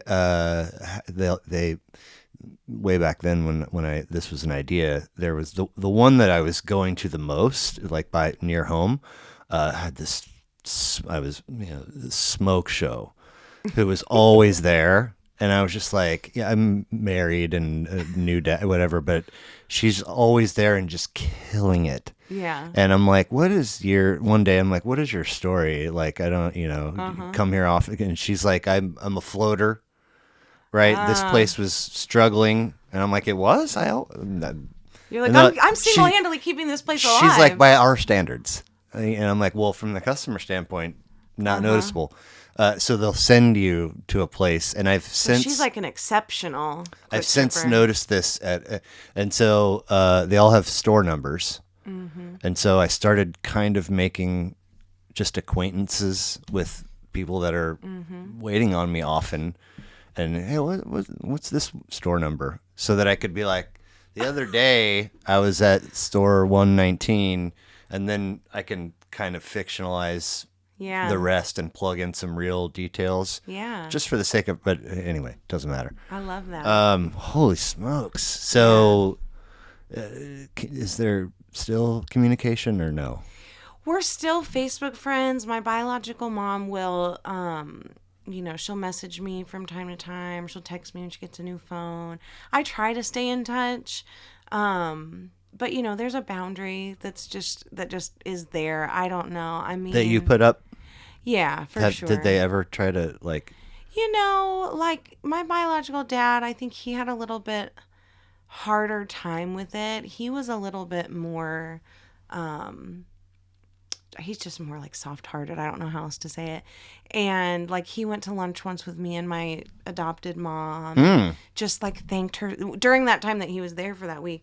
Thanked her so much for taking care of me. Like just had so much to say. My biological mom, I mean they still struggle and it's Yeah, hard to see. yeah. But I care about them and I love you guys, but you're not going to be in my top 5 on MySpace. yeah, probably not. Yeah. So, how about adoptive parents? Were their feelings hurt at all that you could tell? No, I don't think so. I mean, I think I would probably venture to guess, just as a parent, You expected a little bit. yeah, but also like I could understand how there might be some like unrealistic fear that I'm going to run away with my other parents and they're never going to see me again. Give me one reason to stay. No. Yeah, exactly. Yeah, from the beginning. No. Besides that, they were supportive, and yeah, I think Cool. expected it. So Wow. yeah, and I can remember early on because I was technically still a foster child for a couple years before I was actually adopted. They got me when I was 2 months old, but my biological parents did try. They tried to reunite with me. They tried taking Yeah, classes, that's tried to get housing, leads. Okay, okay, okay. but So, it who just puts closed on the? You know what I mean? The basically state. the state, the social workers that represent Hey, if you're you. giving up this baby, you're not going to be able to 10 years down the road Yeah, it's something interrupt. that they understand from the beginning. Like if you don't make it through this, if you can't find housing and a stable job and You can't have this get the baby. classes that you need to emotionally care for a child, then yeah, and they had, for 2 years they tried and tried, but every human being has certain mental limitations, financial limitations, and unfortunately, we're oftentimes born into that Yeah. or, cultured into that. And they just were not able to. And so, Well, I'm sorry to jump in here, but with a list as long as yours, we weren't supposed to spend that oh, much yeah, time on sorry. Tracy Chapman. Yeah, that's Tracy Chapman. But also, Baby Can I Hold You is one of the best love songs of all time ever. Okay. So, if Well, someone's looking for what to listen to besides Fast Car, I would direct you to Baby Can I Hold You. And Talking About a Revolution, which was Bernie Sanders' running song when he ran for president. Barney, Yeah. that's still one of my all-time favorite memes that the internet went Oh, the with. mittens. Yes, you can do so much with it. No. Okay, so this is. I have notes on this, and we'll get to it later. But I had to go. I went off of what I Yeah. thought was the list. Yeah. So we're gonna jump from 1988 to 2003 with "Give Up" by the Postal Service. Oh, okay. Okay, got it. And lone record for them. Uh-huh. 10 tracks, 45 minutes, indie pop from Seattle. Shouts out to Christy Smirchek from episode 98 who had this one on her list. Nice. Fun record, features Jenny Lewis, which is always she doesn't know she's gonna be my second wife. Yeah, me too. Seriously. You still have some girl crushes? Oh, big time. Okay, Oh, yeah, for okay, sure. interesting. Oh, yeah. So we talked. Was this the first one that you bought, or the first thing where you're like, This all right, this is a monumental record for me because like my first this was I learned about this at band camp. This was like the first time I had like discovered music. I was like bringing it back home. There was this cute boy that sent me, the Such Great Heights song from it. And then this fed into really falling in love with Death Cab also. Okay. So Plans was also in 2000. Plans came out, I think, 2003. Well, What year did this one come no, What was this one? this is '03. This is Yeah, '03. Okay. Then maybe Plans was Oh Maybe. five. Oh, okay. We're Oh, gonna five. get to it. Oh, okay. Yeah, Okay. yeah, Okay. Got yeah. you. Oh, you were ready. Okay. Yeah. So this fed into that, I think, and this was just really like, I think for the first time I was discovering a new genre of music that I didn't even know existed. Cool. Yeah. I mean, And the Jenny Lewis features. I didn't understand and appreciate Jenny Lewis yet. I would not come to appreciate Jenny Lewis until much, much later. I didn't come to appreciate her until I started this. Really? And in the beginning, I love I was that. asking people for one, you know, Just one. or whatever. Okay. A lot of things have changed Yeah. since this. I mean, this was an idea in January of 21, and I didn't record episode 1 until January of 22. I think it's amazing that you have so many consistent episodes in a row. Well, I mean, It's truly remarkable. yeah, or And I'm a it's an big archive dunce. you're leaving behind. Right. Everything about it I think is so cool. Thank you. Yeah. I mean, uh, your initial reply was very sweet. What did I say? Just there was just positive vibes, and it was tiny. Well, it was either a scam or this was really cool. You were like, oh my god, yeah, and then you're on vacation, Yeah. which I think we'll also get And to. I had this notebook. Yes, yeah. And I just got right to work as soon as you messaged. Nice. Yes. I love it when people print things out. Yeah. Well, what you have to understand that like I have been tokened pulling a Lisa, so like pulling a Blair. Do you know what I'm saying? Yeah. Like this is that's totally a Blair move. Pulling a Lisa is saying, "Oh my God, this is my favorite thing ever. This is the best thing ever. This is one of the best songs of all time." So to ask me to come up with 5, Well, as you can tell, it Yeah. took me till Yeah. 5 minutes ago, and it's very difficult. so this room, like, there's somebody, maybe more than one person has owned this home and just put some smarts and some money into it. And I don't know if it was like, doesn't matter who calls this home. This is the way that this should be done, or if it was like, this is my forever home. And so there's a lot of cool little things. This room existed, but it was these were just beadboard walls, and there was some old swingy doors and grody Nice. carpet and it. Anyway, so I had somebody, demo it and rebuild it and put a ceiling in and so on and so forth. And the way that that part, the construction part, went down was super, super frustrating Oh yeah. and upsetting and on so many levels. And I've never heard someone have a good construction well, experience at home. just Everyone it else, was like, so many different ways, and something about all of it was like, you have to be okay with this and keep going, yeah, or it'll never happen. It'll Yeah. never happen. And I said to the folks, I said, listen, this is, you got to do. I'm not going to jump online and destroy you. I'm not going to ask for money because we agreed to a thing, but I still need a table for this project. And just ghost. I didn't expect whatever. Yeah. This was a door behind my furnace for. Nice. I mean, I pulled it out 9 years in, and it was framed. There were 2x4s all around it. And so I guess, and I'm not handy. I was like, I guess I'm gonna, and I'm out of money, right? I paid for the room, I bought the stuff, and so I just cut the door into thirds and worked tirelessly. Like, this was like 5 months of whenever I had a little pocket of time. And so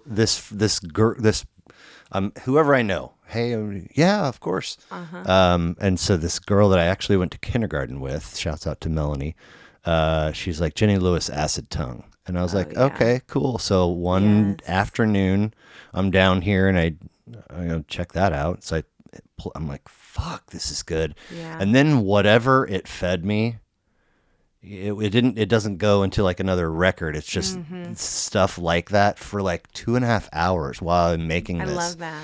And so by the time I reached out to her and she's like, "Oh no, I'm not doing that." I'm like, "Oh my God, you know." So by that point, I have discovered the Voyager, and I've discovered On the Line, which is you could argue better than Acid Tongue. And eventually, I discovered Kylo Riley, Rilo Rilo Kiley. Kiley. Which is so funny because just last week at Americana Fest, there is an artist, up and coming artist named Kylie Oh, Rilo. weird. And I kept thinking, I wonder if they know about Rilo Kiley. Huh. Well, um, Rilo Kiley was how I first learned about Jenny okay, Lewis. okay, I didn't okay. even know, when I was listening to Rilo Kiley, I didn't realize it was the woman from the Postal Service. Oh, funny. Yeah, I had yeah, no yeah, idea. Yeah. But she's so great. She's so fantastic. Yeah, And so I got cute. to see her at Boulevardia. at the Truman. Ooh. Oh, Yeah, recently? I recently, didn't yeah. go. I didn't go. The same husband that wants to support my daughter's artwork got tickets for my friend, and she picked me to go with What's her. the dude's name? Daniel. Shouts out to Shout out Daniel. to Daniel and Rachel. I love them. So Give Up by the Postal Service, cool stuff. Then we jump to '05 with Sufjan Stevens, Yeah. Illinois, or Sufjan Stevens invites you to come on, feel the Illinois. Yes. This is a wild first name, an interesting style and approach to making an album. Lots of tracks, some of which have zany, super long names like track 17. Let's hear that string part again because I don't think they heard it all the way out in Bushnell. Yeah. Or track 11, to the workers of the Rock River Valley region. I have an idea concerning your predicament. It involves tube socks, a paper airplane, and 22 able-bodied men. I've only heard this guy's name a time or two prior to this. What a fun listen. Did you listen to this? Who is this guy and why did he? I mean, it's an incredible record. Yeah. But there has to be a story, your discovery story, and how this record earned a spot. Yeah. Well, as I shared with you, did spend some time in Illinois, Yes. early childhood. Yes. And Springfield area. Okay. So Sangamon River, Decatur, all these places he's singing about, I grew up around. And we came to Kansas City, but we left all of my parents' extended family behind and my older brother in Illinois. So we were going back to Illinois all the time. Okay. Like monthly, taking family road trips back to Illinois to visit grandparents, aunts and uncles. Is So Decatur as far as Chicago? Decatur and Springfield are like Springfield. down south. Okay. Chicago's more Yeah, up north. so it's closer. Ironically, I've never been to Chicago. Ever once? Not Wow. even once. Like maybe they've been in the airport or maybe I've traveled through or something, but no. Anyway, so I have a core memory of like a summer, a college summer. My college boyfriend and I and my favorite aunt went to I was always an Abe Lincoln fan. So we went to the Abe Lincoln Museum, had this album on. That boyfriend is who introduced me to this. I didn't even know anything about it connected to Illinois. I didn't know anything about Sufjan. But I encourage you to listen to some more of Sufjan. Well, this one, you do enough of these, you can't avoid repeating yourself often from episode to episode. For sure. So yeah, because I would have put Pet Sounds on mine, but I saw someone just covered Pet Sounds. That's the only time. The only time it's made a list. That's surprising. And it's only the second Beach Boys record. The other one was Friends. Okay. Because they were afraid many people would pick Pet Sounds. Yeah. Anyway, I always say 2 full listens to an album earns you an opinion. Okay. But a 3rd full listen gives you allows you to share that like opinion. That. So 2 full listens, you can have an opinion, but you can't talk about it yet. So I got work to do yet with this one before I move on. Okay. I will eventually, but there's so much out there. Then, yeah, because actually this is a whole project because then you can actually spend time researching every individual name.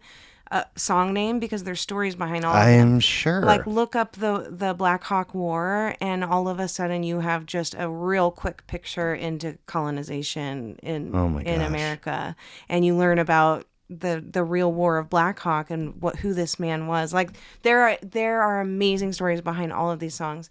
While I was on vacation when you messaged me, I was going to Yes, see. yes. Yes. So they Something turned. into a musical. Yes. Yeah. And there is no words. When I read that, I was like, huh?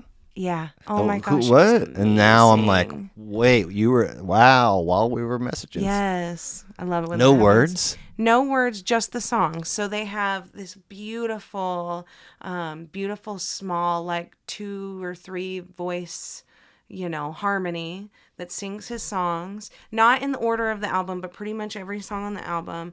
And it's a dance number. So Justin Peck, Ooh. the choreographer, came up with just brilliant dances to each of the songs. And it tells a story that covers suicide, LGBTQ relationships, depression, just grief in general. And I'm like covered in goosebumps right now. Just seeing that show was incredible. There's no way for me to one. By the way, these listens that I say, opinion, and then mindful listens, Yeah. not background, not multitasking. I was multitasking, Yeah. but I was like, there's so many things happening here. It's like a whole entire 8.5 by 11 page just filled with ellipses, Yeah. and every dot Yeah. is a thing. And I was like, the thing that I walked away with was he feels like a vehicle for storytelling. Yeah. And He's a messenger for sure, I feel like. wild. Yeah, he's magical. So I mean, I was like, God. I'm so glad that this was a new listen for Oh you. yeah, I mean most of some of this was. Yeah. So those titles. So this was one of two from '05. Okay. This was actually, I believe, July 4th Okay. was Okay. of '05 when it came Okay. out. Yes.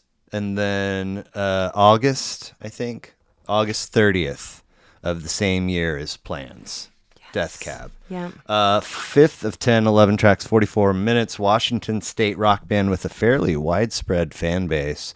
Just in my, I'm not, people love these guys. Yeah. So what makes them appealing to folks, and how much of their catalog beyond Plans do you know? Yeah, so actually, it's funny because, these, as you can tell, made their way on and off of my list multiple times. I could not decide. And I, even just last night, was texting my best friend, like, should I or should I not include Plans and give up on my list? Because again, Plans fell into my lap. Around the time that I was really starting to like come into my own identity as a teenager. Okay. As I shared with you, I was huge into art. This was when the iPod Mini came out. So I had the pastel pink iPod Mini where you could have 100 songs. Oh my. And okay. this entire album made it into, which at that Dang. time, you had to like actually Make cuts? Yeah, you had to make If you cuts. wanted to You could only add? pick 1 or 2 things per album because you only had 100 spots. But this I would listen to in full. Marching Bands of Manhattan, like I can remember that in my headphones as I would paint in the art room in high school. So I love this. The reason I struggled with whether or not I was going to include Death Cab and Postal Service is the same reason I struggled with a lot of some of my all-time favorites didn't make it onto my list because there are like 4 or 5 anywhere from 3 to 5 songs on each individual album that I feel like makes up my entire collection of why I love them. With Death Cab, there's a few of them. Transatlanticism, Plans, probably are the 2. Like I could listen to them all straight through. No skips, as the kids like to say. No skips. But the rest, like a lot. There's some skips on some Death Cab albums. For I me. mean, I've had people from a 20-year look back. People from the strangest pockets, or the not so strangest pockets, that after a while, it's like the first time it's like, what? That's an interesting name for a band. I've never heard of them. And then after you're like, okay, I'm gonna have to get in there. And so one day I did, and I put like, I don't know, 5 or 6 out, and I picked one. Death Cab for Cutie, you mean? Yeah, yeah. Yeah. And I picked one, and I was like, this is rough. I wonder what it was. I don't Do you know, remember? but Yeah. let's try There's another some one. dry ones. Let's try another one. Moved on to that, and I was like, ugh. But it also, I will say that Death Cab is also one where suddenly there will be a song where I'm like, man, I slept on that for a while. And suddenly I have a new favorite Death Cab song. Cool. I love when that happens. Yeah, same. It hasn't clicked for me yet. It just it always seems to be like kind of a somber, droning vibe, and I'm like, Seeing them live really changes it bet, too. Because I even the bet. most somber Death Cab song feels like hard rock. When well, and it's that's the live. thing that I seem to, of all the people that I've come across, that they all have seen them live or see them live multiple times. So Yeah, I've seen Death Cab 3 or 4 times. from '05 twice to 2013, 2020 So experience. this is like a surprise. I'm wondering what we're gonna Right. get. So Yes, JT. okay. All right. Third of 6, 10 tracks, 70 minutes. The Prince of Pop, hailing from Memphis. Shouts out to Duke Ross of episode number 80, who had this one on his list. He put out a sequel to this 6 months later. Were you referring to both or just this initial installment? I would say I listened to the second version more. More? Yeah, Okay, well, probably damn. so. But, Okay. that's a hard question. To me, I feel like this album, so maybe I'm retracting my answer. Maybe we have to go with the original. I feel like this is a true, like, icon of our time. This is an iconic record. It's super fun. Yeah. Yeah. And I think it's underappreciated. I think it's got such an old sound to it that Yeah. not a lot of people naturally go to it. But those of us that I think are more like can get down for some older tunes Yeah.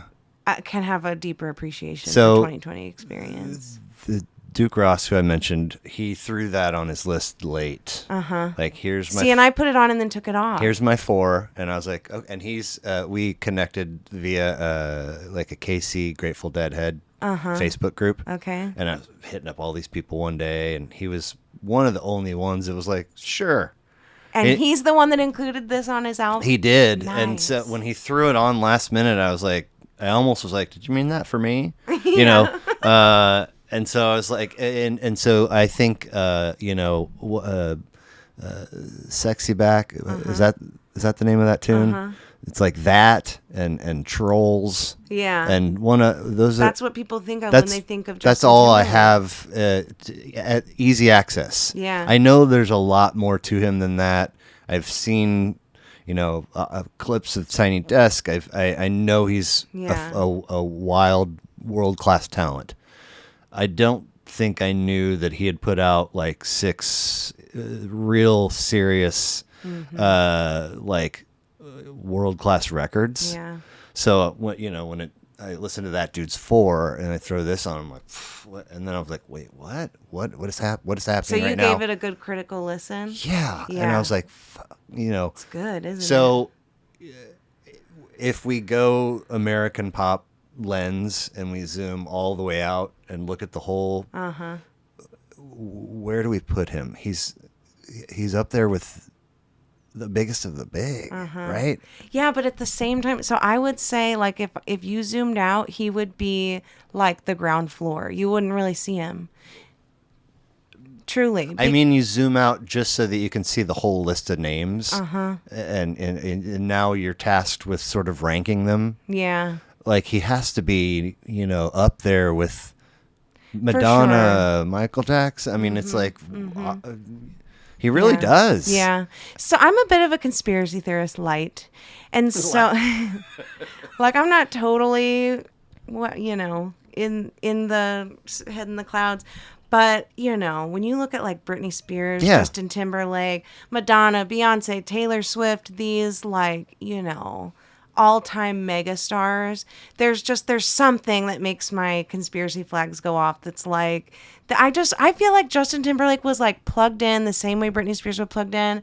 I think he has fared better than Britney Spears because he's a male and he, she was not taken care of. Poor Britney. Leave Yeah. Britney alone. Justin Timberlake, I think, had more people kind of carry him along. And so we look back at Justin Timberlake's career and we see some of these really great projects that people I don't think really even appreciated at the time Or know about. or know about at all, because Also, all you he's have is that commercial level Justin Timberlake that was fed to you, the dirty pop, the You're My Mirror, whatever was plugged in through the station all the time. But also, I don't think he's done necessarily. Yeah. I mean, his last one was not too terribly long ago. Yeah, and he's like still on. You saw his arrest video and his world. Oh, His whole world is gonna ruin my world tour. That's Yeah. right. I totally forgot about that. Yes, That's and now awesome. on TikTok there's like videos of him. He just doesn't look that great, and so I'm like, dang, I just Maybe feel like he he's is, one though. of these commercial pop, like he's I've been pumped out to us, I've and never thought of that as a Yeah. thing before. Somebody that was plugged in or pumped. yeah. They all Did you ever just- watch the movie Josie and the Pussycats? The like early 2000s movie version? That started something in me. It's the whole premise is the big music company is feeding subliminal messages to people through the music. I hope not. And so there's like, the selection of artists that are Okay. the, Okay. Interesting. Yeah. It yeah. just, if you do a few mushrooms and you're just sitting there thinking like, what's really going on here? Yeah. Justin Timberlake is in that group of artists for me. I don't like something my weird is going on here. given my age, my mushroom days are way in the past. But when they existed, it was more like, can you feel how weird my face feels? It wasn't. You got to get on the new wave of mushrooms, which is microdosing and okay, daily microdosing. It's the new antidepressant. I mean, it seems to be the case. Yes. And you are speaking from experience. Absolutely, Oh my yes. gosh, we gotta connect. Yeah, it's the new wave. Okay, so 2013, 2-year leap to 2015, Sound and Color. Nice. Alabama Shakes. Has anyone put this on here before? No Alabama Shakes. Really? And holy shit, was this a good listen. Had you not listened to it before this? No, I'd had people be like, hey, I know that this is going to be a thing that you got to check these guys out. Okay, and I never did. So Yeah. now I'm Because forced to. this fell off my list because I was like, I bet 5 other people have put this up there. None. So good, This isn't is, it? oh my God. I mean, always fascinating to me if you go title track in the one hole. It's like, what do you do? But wow, what an opening. So 2 of 2, 2 and done for them, or at least Yeah. up until now. 12 tracks, 47 minutes, short-lived outfit, awesome listen. Tell me about them for you. Yeah, I'm just a huge fan of women, and Brittany Howard is just, one of the most remarkable female vocalists out there. And she's out solo now, I believe. Oh, I think She just stopped through Kansas City, I think back in June, maybe. really? Okay. Yeah, I missed it. I couldn't go. But it's her voice. Yeah. It's everything. Well, the musicianship is solid yeah. too behind yeah. her. Yeah. Oh my gosh, yes. I mean, just some of the synthy, wacky. It harkens back to my mallet percussion days. There's so much going on there. Have you seen Mute? Meute? Mm-mm. Bro, What's that? they're like German, and they're a marching band. Do they do like multiple mallets and? Like 3. Yeah. But they literally are a marching band, and they play techno. Nice. So you've got a dude wearing 2 dudes wearing a kit, a dude wearing somebody that plays and then like 6 horns. Wow. And it's all the way that I discovered them, there's a great YouTube rabbit hole where they're just out somewhere. What is it? Mute? It's like Meute. I don't know how else you would pronounce it, but they're just and surrounded by people like what the fuck, what's going on over there? And people congregate, and they do this whole like 11, 12 of them.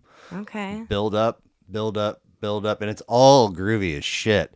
And then that big techno drop, and I mean people are like, holy shit! What I mean, I'll check it out. Yeah. That sounds like my kind of thing. I cut you love off. that. No, it harkens no. back to your percussion. Yeah, I think it does that. And then, I just keep thinking of like my core memories with some of these albums. Have you ever heard of the show Transparent? On Amazon, I think. It's Jeffrey Tambor and one of the Duplass brothers. And they're a Jewish family, and the dad, the patriarch of the family, wants to become a woman. He wants to transition and become a woman. So it's following the family's Transparent. I see what you exactly. did there. Yes. So I actually don't know that I've ever put it together that it's transparent. Like Right. yeah, that's hitting me as you just said Yeah, that. yeah, yeah. That's wild. Anyway, I've watched that show a lot, but they're also a Jewish family. So one of our Jewish traditions on one of the high holidays is watching the Yom Kippur episode, which Josh, the main character, is going through like something really, really difficult, and that's a day of fasting. And there is a scene where he goes into the grocery store, and I believe it's "Don't Want to Fight" comes on. Okay.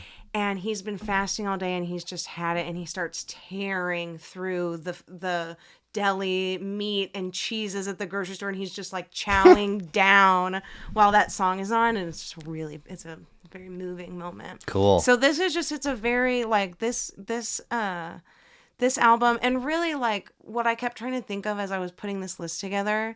My best friend, her husband, does this every year. At the end of each year, he puts together a top 10 albums list each year. And he said, Desert Island. Like, what are you taking to the desert island? And this would have to be on the desert island list. Yeah. Like this. It was good. Not very many skips. Like, I don't know that there's really any skips. If I was on a desert island, I wouldn't skip anything on No. this. And it just makes you feel something. For sure. Yeah. Made me feel very present, and also like there's not in of the same cloth as Sufjan being a medium for telling all the stories of a human existence, but there's a very specific, powerful story being told right now, and you better tune in. Yeah. Yeah. Pulling me to like, Same vibe. you know, yeah. Yeah, for sure.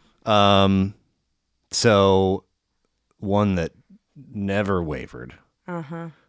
From 2016, Coloring Book. Yeah. Chance the Rapper. That stayed in the top of the list. And confusing in that he's got 2 albums plus 6 mixtapes. This is 4 of 6, although in some places it said 3, with 1 slated for this year.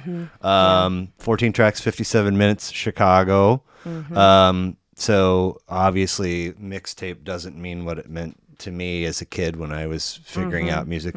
But now it's an independently produced release that's issued free of charge. Is that accurate? Is that right? Yeah. So, and there's, honestly, there's a debate about whether or not Chance the Rapper is truly an independent artist. And I think the debate gets blurred in the lines of he has so many collaborations. So How can you avoid copyright? how can you, right. Like and- if and you've royalties. got, exactly. Yeah. So But I mean, if like, you look, it's like full length release, and then mixtape, and all the way up to 2024 independently, and it's only streaming, which, I mean, still you can't avoid. I mean, there's money's going to be generated. Yeah. Some people are going to have to get paid, but there's a track in there where over and over again he's like, so many labels tried to fuck me, or whatever it is that he's one saying. more label try to stop me. Yeah. Yeah. So old guy, when I was your age, get off my lawn. Yeah. When I first heard this artist's name, Yeah.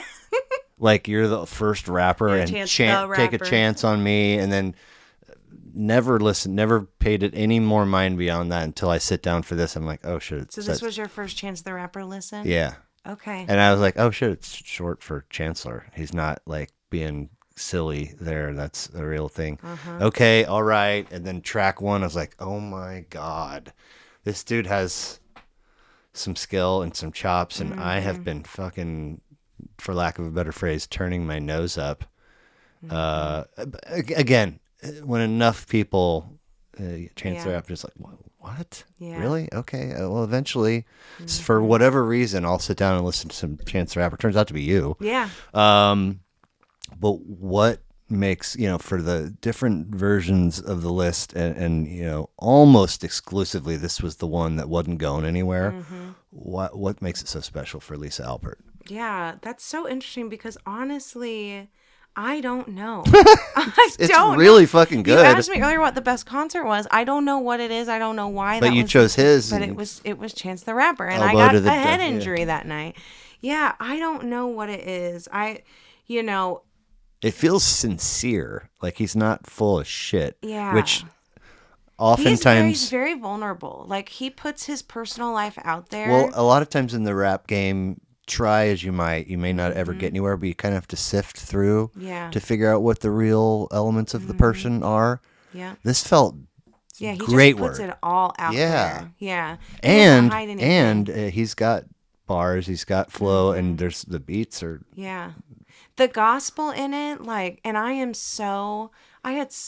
such a negative ick from my Christian right, upbringing right. and gospel and evangelizing. Blech, like, nothing makes me feel more ick.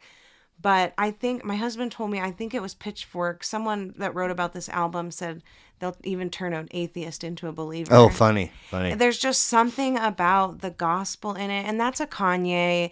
Kanye worked on this. I think this came out shortly after Life of Pablo.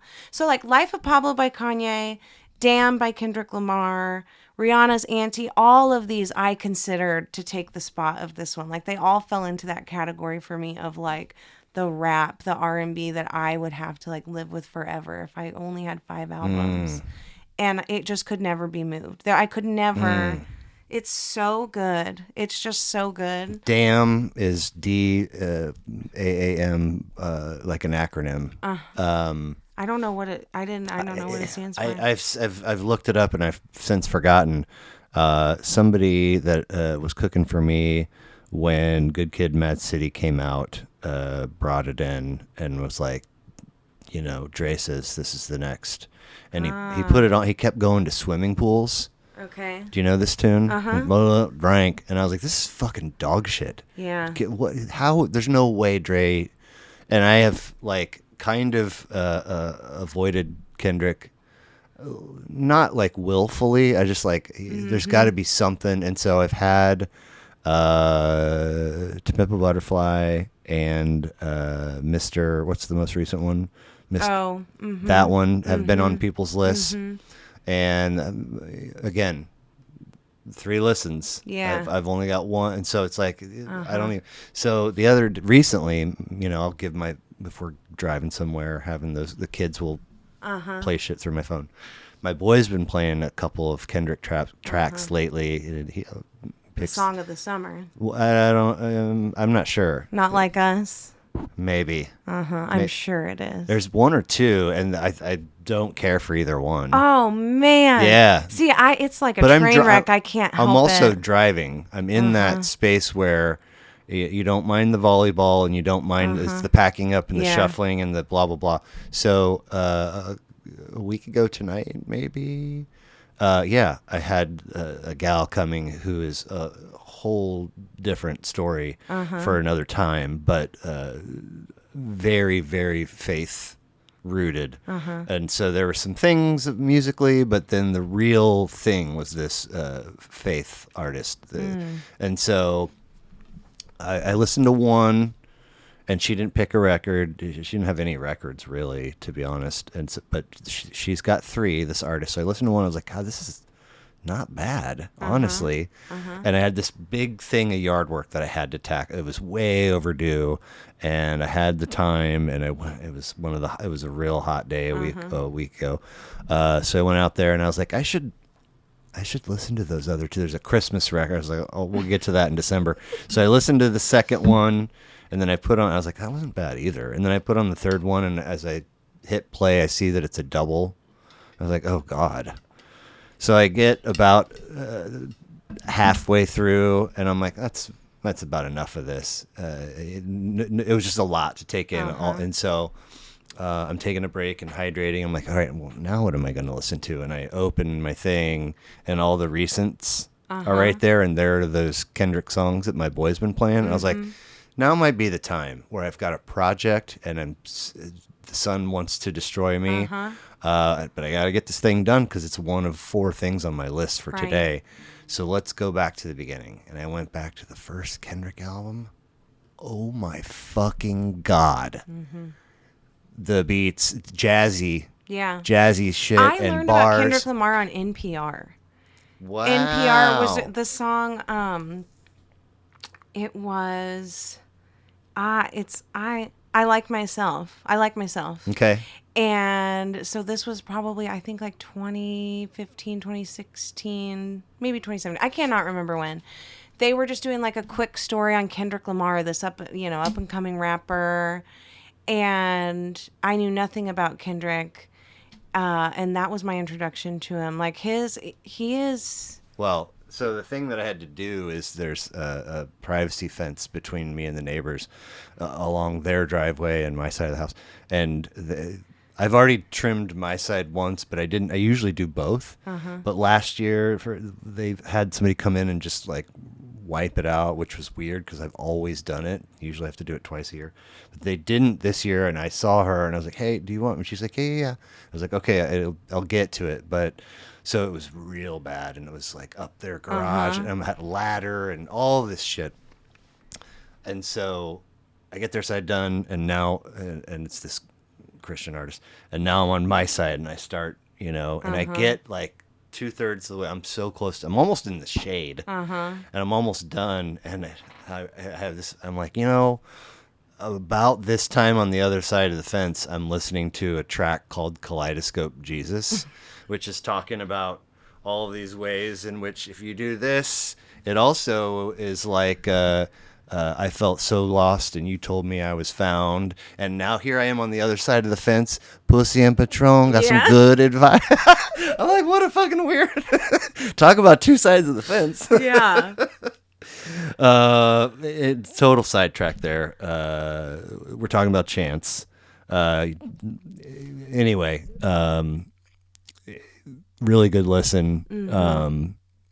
I don't know how soon I'll get to any more of his stuff. His Wedding Day album is really good Okay. too. Okay. I would recommend that as a good next one. I mean, also Acid Rap, for sure. Okay. Those would be my next recommendations. Acid Rap, he just did a short tour. I think it was maybe the 20th, 15th, 10th. I can't. Some anniversary of it. The last tune that stands out from Coloring Book was "We Don't Do the Same Drugs Anymore." Yeah, I love that one. The music video is really good too. Oh, He's got cool. like big life-size puppets. Oh wow. That act out with them. It's really good. Okay. It's powerful. Well, from 2016, 1 year leap forward to Harmony of Difference. Yes. Kamasi, Washington. Band, let's see here, 7 LPs and 5 EPs. This is the first EP, 6 tracks, 31 minutes. Band leader, tenor saxophonist out of LA. Shouts out to the Cheeto Flow from episode 59 who had this one on his list. You can catch him on, KCUR or KKFI Thursdays at 12 a.m.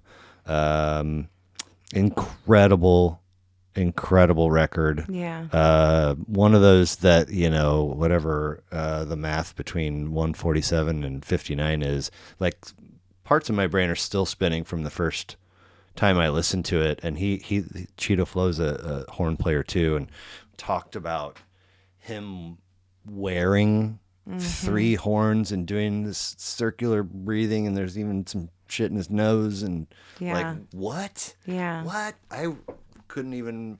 Anyway, discovery story for you on this one. Yeah, so this was, I think this was again like right around the time Donald Trump had just been elected. It felt like the whole world was falling. Memories. Yes, long distant memories, not to be repeated. Well, Anywho, it felt like the world was burning up around us. And this, when I discovered this, I don't know. I just, from time to time, I'll get on jazz kicks. This was long before my American Jazz Museum time. This is just, it Yeah, just, like 5 years, yeah. maybe Yeah, this was a while ago. 5 years before your jazz museum, Uh-huh. I think. Yeah. Anyway, Yep. And it just like this, when this came out, this was like my safe space. oh, And nice. I feel that still when I listen to it. Like my husband the other day, he actually couldn't believe this was on there. And he was like, I guess I just don't really ever hear you listen to that. And I'm like, that's because when I turn this on, it's when I'm shutting my office door and it's just me there, or I'm in the car, or I'm out on a run, and I just need to get Do lost. you know the movie Saving Private Ryan? Do you know it well? No, I don't Okay. know any movie very well. Okay, so they've found, spoiler alert, they found Private Ryan, Okay. and he's decided he's not going. So they are all going to have to stay and babysit this bridge.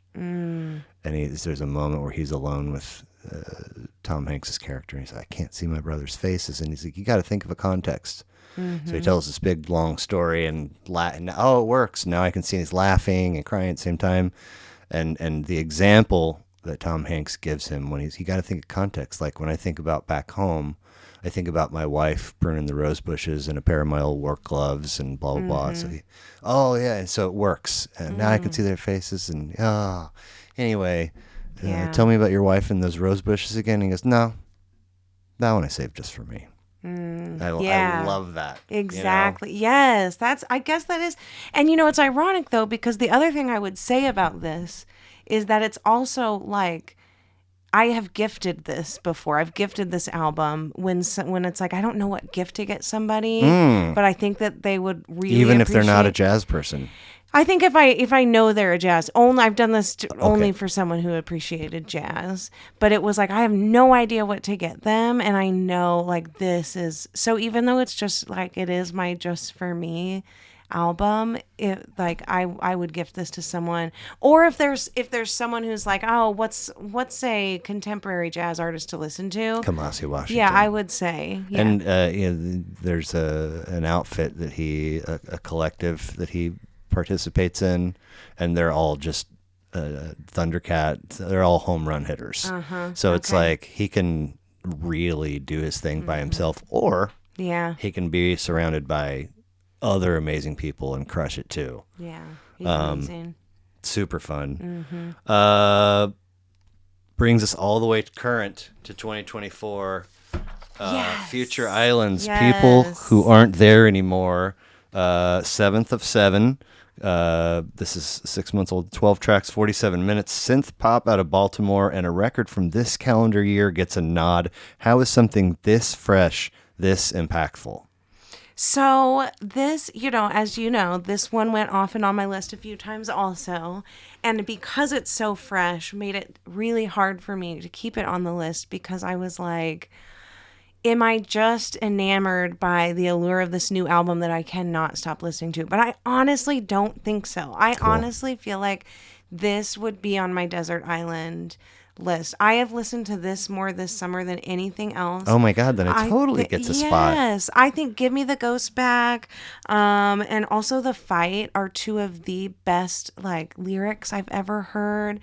This is the millennial Gen X like anthem album. All of us are just kind of in this place where we are stuck between the like hopeless up and coming 20 something I once was and this curmudgeony old person I'm becoming, but at the same time I still have so much hope that the world's going to get better. Yay. And it all starts inside me, and I'm going to keep fighting every day. And that's what this album says to me. Like when Very I listen cool. to this, I am just so moved, and I'm so glad this ended up in our conversation because it's such a did you listen to it? I did. I thought it was I liked it. I liked it a lot.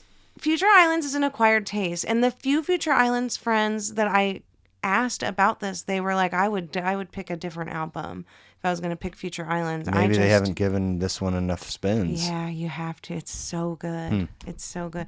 Yeah, for you to not be blown away by it, that's why I'm like, you need this. If I were to ask you to listen to anything 3 times, it would be this one. No shit. 100%. Okay. It's so good. All right. So good. Move over, Alabama Shakes. Yeah. So, Killer List, thank you so much. We have some loose ends to tie up. Original list versus second draft.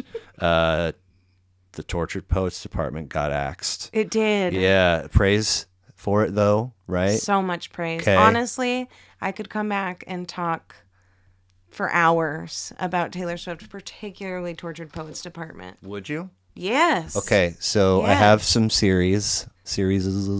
Becoming a Swiftie. Oh, you peeked? I saw it. I peeked. Yes, I listened on the train ride on my vacation. I was listening to this. Okay. Yes. Okay, so Oh my I've only gosh. done 2. I think I've only done 2 installments of it. If you would bring back the same person twice, I would talk to you. I would talk Swiftie and Tortured Poets Department. I have so much to say about Taylor Oh my Swift. God, we have to do it. Okay. Please. All right, deal. Done deal. Done deal. I'm- Because it's really hard to truly like. Now, That was one of the first things I wrote down. yeah. So here's the thing then, and I'm serious about you coming back and doing it because I have been needing somebody to be guest number 3. Perfect. But you'll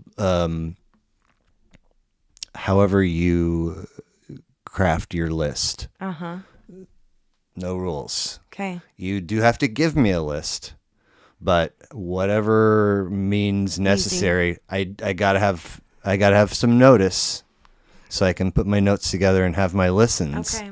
Okay. And I'm not talking tomorrow or next week or whatever. Like we'll figure that part out. But I mean, I was a little bit excited because I made it through Tortured Poets Department 2 days after it was out. Okay.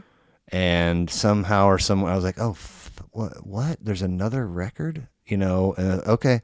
So I think I listened to that.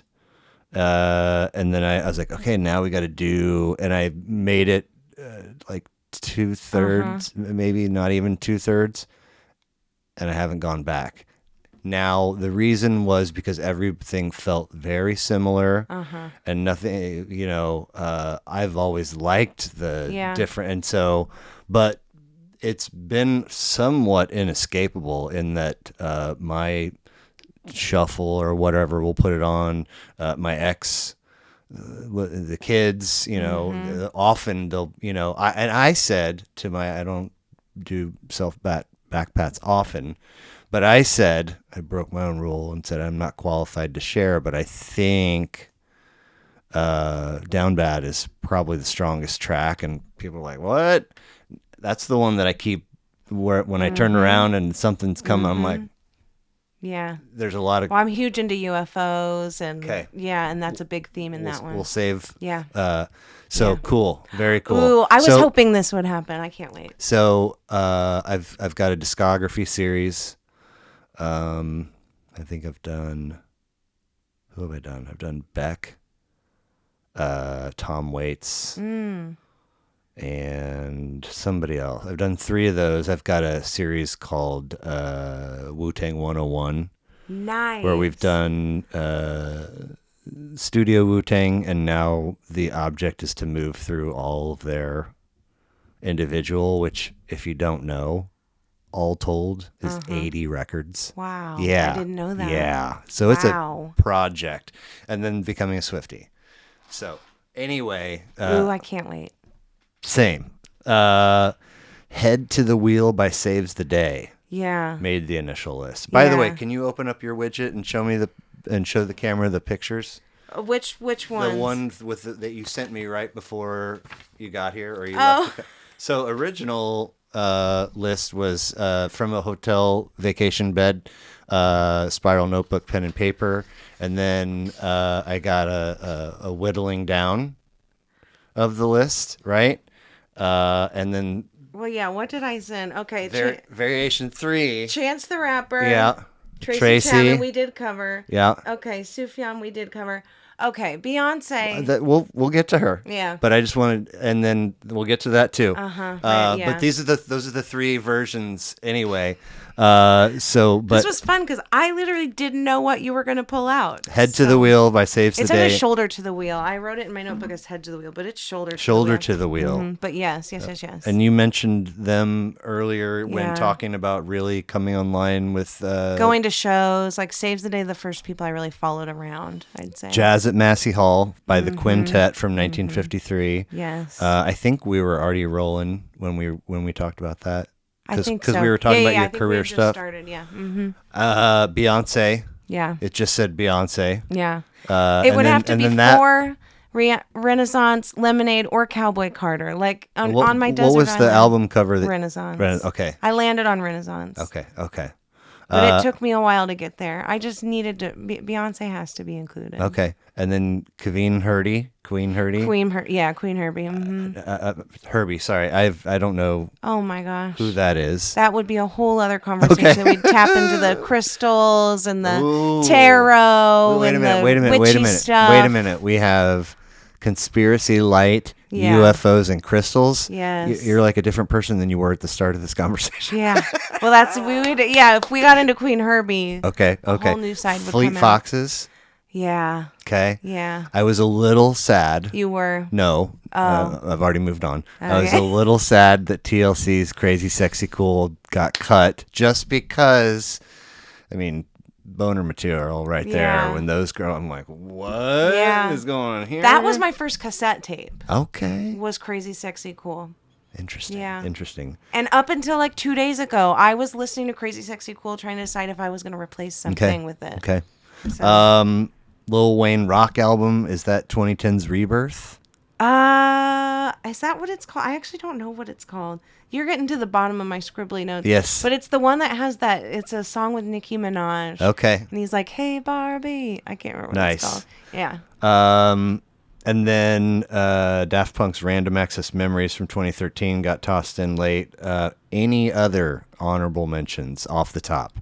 Nah. No, you can't peek off the then top. No. No, okay. No, all right. That's probably. Well, hold on. Let me just think. Yeah, that's probably it. Okay. You know, I would say if you accept soundtracks, if you accept movie I soundtracks. do. My friends made me kick it off, but the Garden State soundtrack was on one of. I certainly accept soundtracks. I also accept greatest hits, but I privately turn my nose up at it. Yeah, I wasn't going to allow myself a greatest hits. Timepieces. Eric Clapton is okay. No skips, just pure joy, start to back. Which is somebody did pick, and I was like, I don't know what is it that, and it was because that was how as soon as I cutting grass, babysitting, I'm riding my bike to spend my money on it's Clapton. So if I really liked somebody, I would buy their whole catalog over time. Now, if there's somebody who I was on the fence about, or man, I really like that track a lot, I'd get a greatest hits to get a snapshot for the rest of the stuff, and now I can play that track whenever I want. So I did that for a long time, and then I rose to this self-imposed level of music snobbery where greatest hits are not allowed. Yeah. So I sold them all off quietly and shunned people. Yeah. Oh, but now we know the truth. But Timepieces, Eric, Bob Marley legend, but I also love every single Bob Marley album in its entirety so whatever, it's a mixed bag. I usually like to hammer the guest for some goofy questions, and then we'll get you out of here. Okay. So the first one is, you get to have lunch with anyone of your choosing, dead or alive. Who and why? Oh my gosh. So just last summer this happened. Someone asked this question, and I can't even remember. I think I said Princess Diana. Oh. But then afterwards, I was like, oh man, I know exactly who it would be. And I wished I would have changed my mind, and now I can't remember who that was that I came up with. But I was like, I'm going to always have a really good answer for this, because this is who I can't remember until you're put on the spot. So probably Princess Diana. Okay, yeah. That's fair. So if memory serves, you and I have Tuesdays in common as a custody share day Yes. with our exes. What advice would you give to a parent just entering this world when it comes to your kids being at the home of the other parent? Because for me, and what am I? I'm 6 years in. Tuesday, Tuesday, Wednesday, and then Saturday they're at their mom's. Tuesday is fucking brutal Yeah. because it's their Sunday, Monday, Yeah. and then it's quiet, Yeah. and they're living their lives, and I'm here Right. in my quiet. It sucks. Yeah. So Oof, man, that's a loaded question. Advice I would give to someone who's new into this just entering, co-parenting yeah, thing. and you've got your days with them, but also you've got your days without them. Yeah. Ooh, man. Co-parenting is by far the most difficult thing I've ever had to do or will ever have to do. It's very, very difficult. And one of the hardest parts for me was this idea that my kids are going to be away from me for half of their life, literally 50% of their life, they're going to be gone. So there was a lot of time in the beginning that was filled with a lot of sadness. And I would say I'm now, in these last few years, have a definite new appreciation for the schedule that we have. So my first round of advice is just like, hang on, hang tight. It gets easier. I promise. It gets easier. And my sole piece of advice, and this goes across all things, whether it's what to do with your time when they're away, or how to spend your time when they're with you, or anything that has to do with parenting after divorce, is that your kids are best when you are at your best and you're taking care of yourself. And so like the first thing you got to do is just shed that like guilt and shame about having that free time. Like find meaningful ways Like you're to spend praying it. mantis? Yes, Or whatever. exactly. Rip that frog apart. Like just go to town, enjoy that time, fill your cup back up. Because also, like, as your kids get older and the days get longer apart, like suddenly you're going 5 days away from them because they're old enough to manage it. Like, just take care of yourself. Don't let your life fall apart during those days when they're gone. Keep a routine for yourself, and find whatever special way you can to communicate with them when they're with that other parent, so that you can keep yourself calm and chill and not interfere with what they're doing over there. Not You should get into marketing and PR. You're good at this. Thank you. I think I'll consider that. Yeah, I could go on and on, but that's everything I've rambled off is what I would say. Good answer. Good answer. Yeah. I love it. You're given the ability to visit your past self at any age. Also, you're choosing. What age are you choosing, and what are you saying? Oh, past self, because I thought we were going to talk about past lives, because that's something big that I do believe in. Let's see, past self at any age.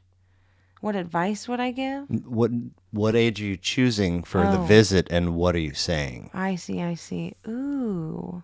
Not necessarily advice, but it could be. That's a good question. I would go back to 6th grade homeroom. It was the first day of school and I was walking in, and I had a choice to sit between two different groups of girls.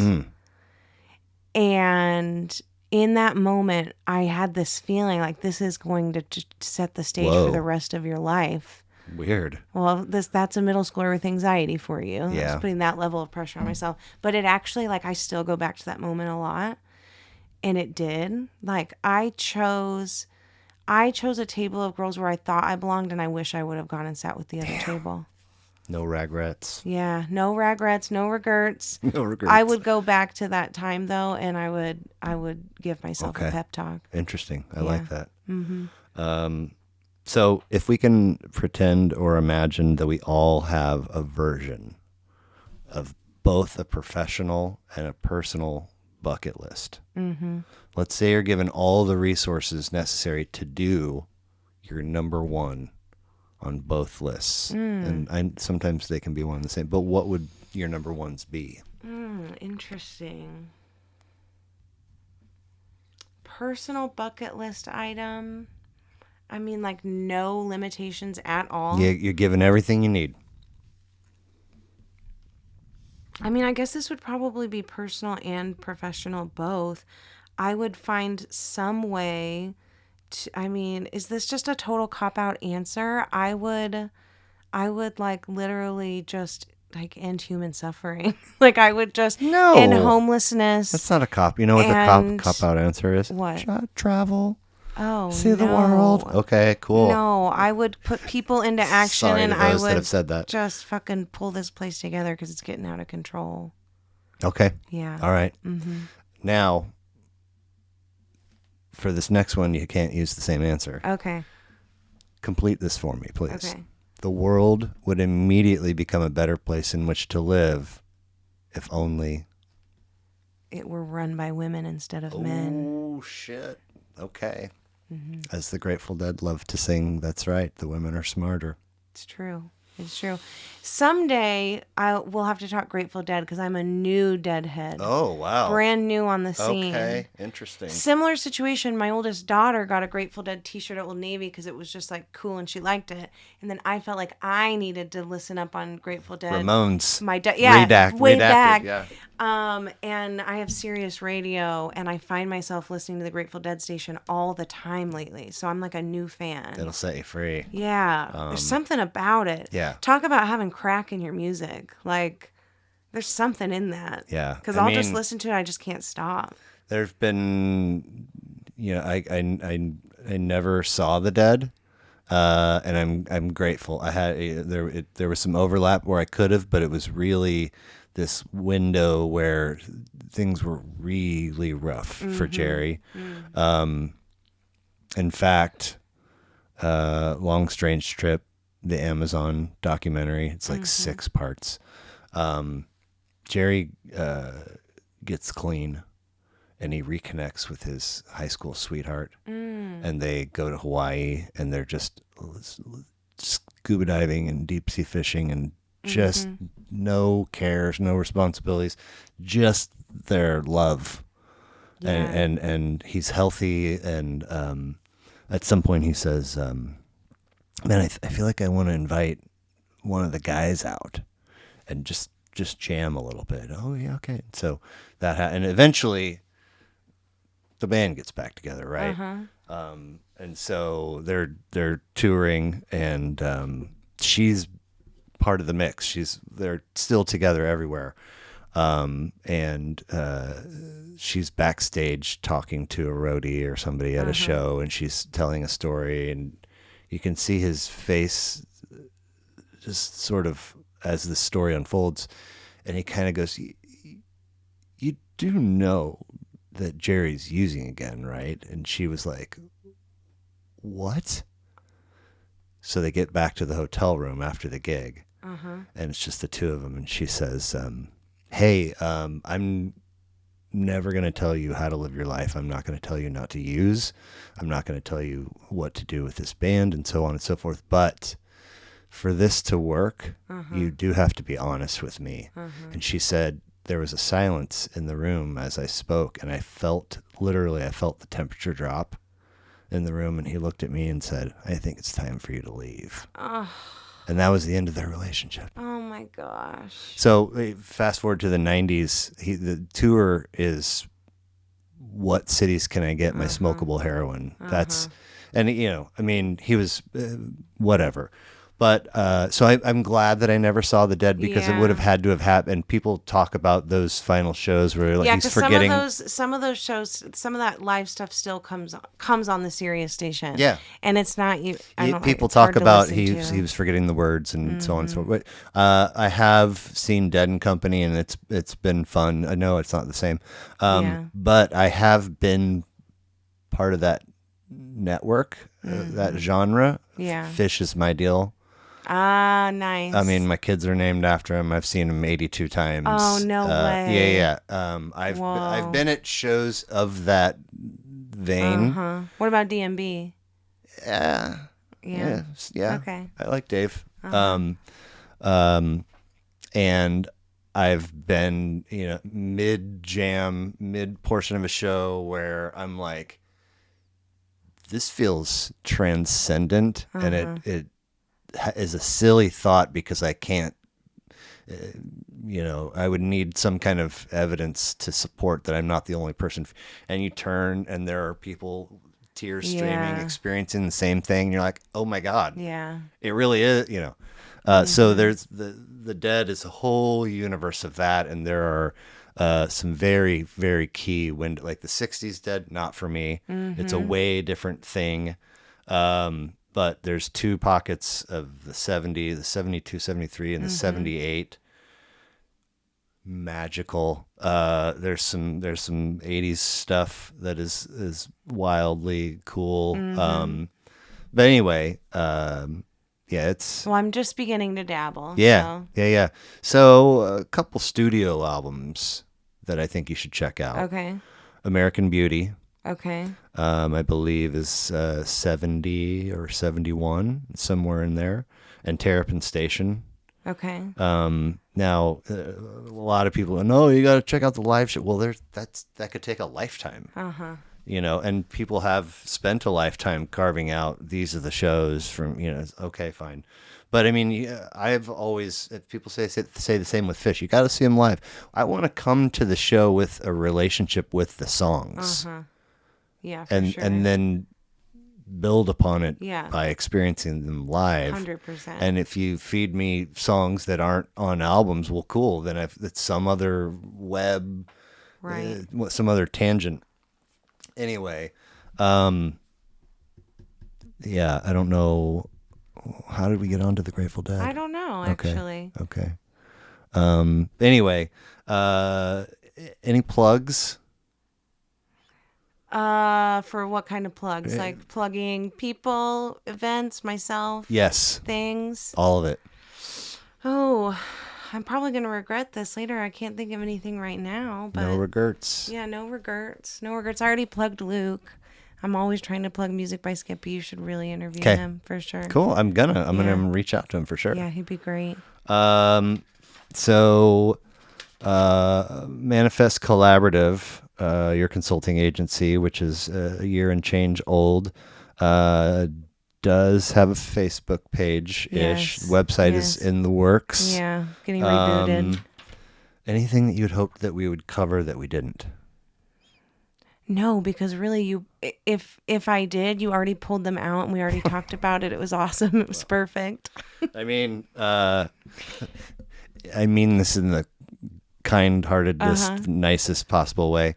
The freaking picture of the notepad from Vacation, I'm like, this chick is rad.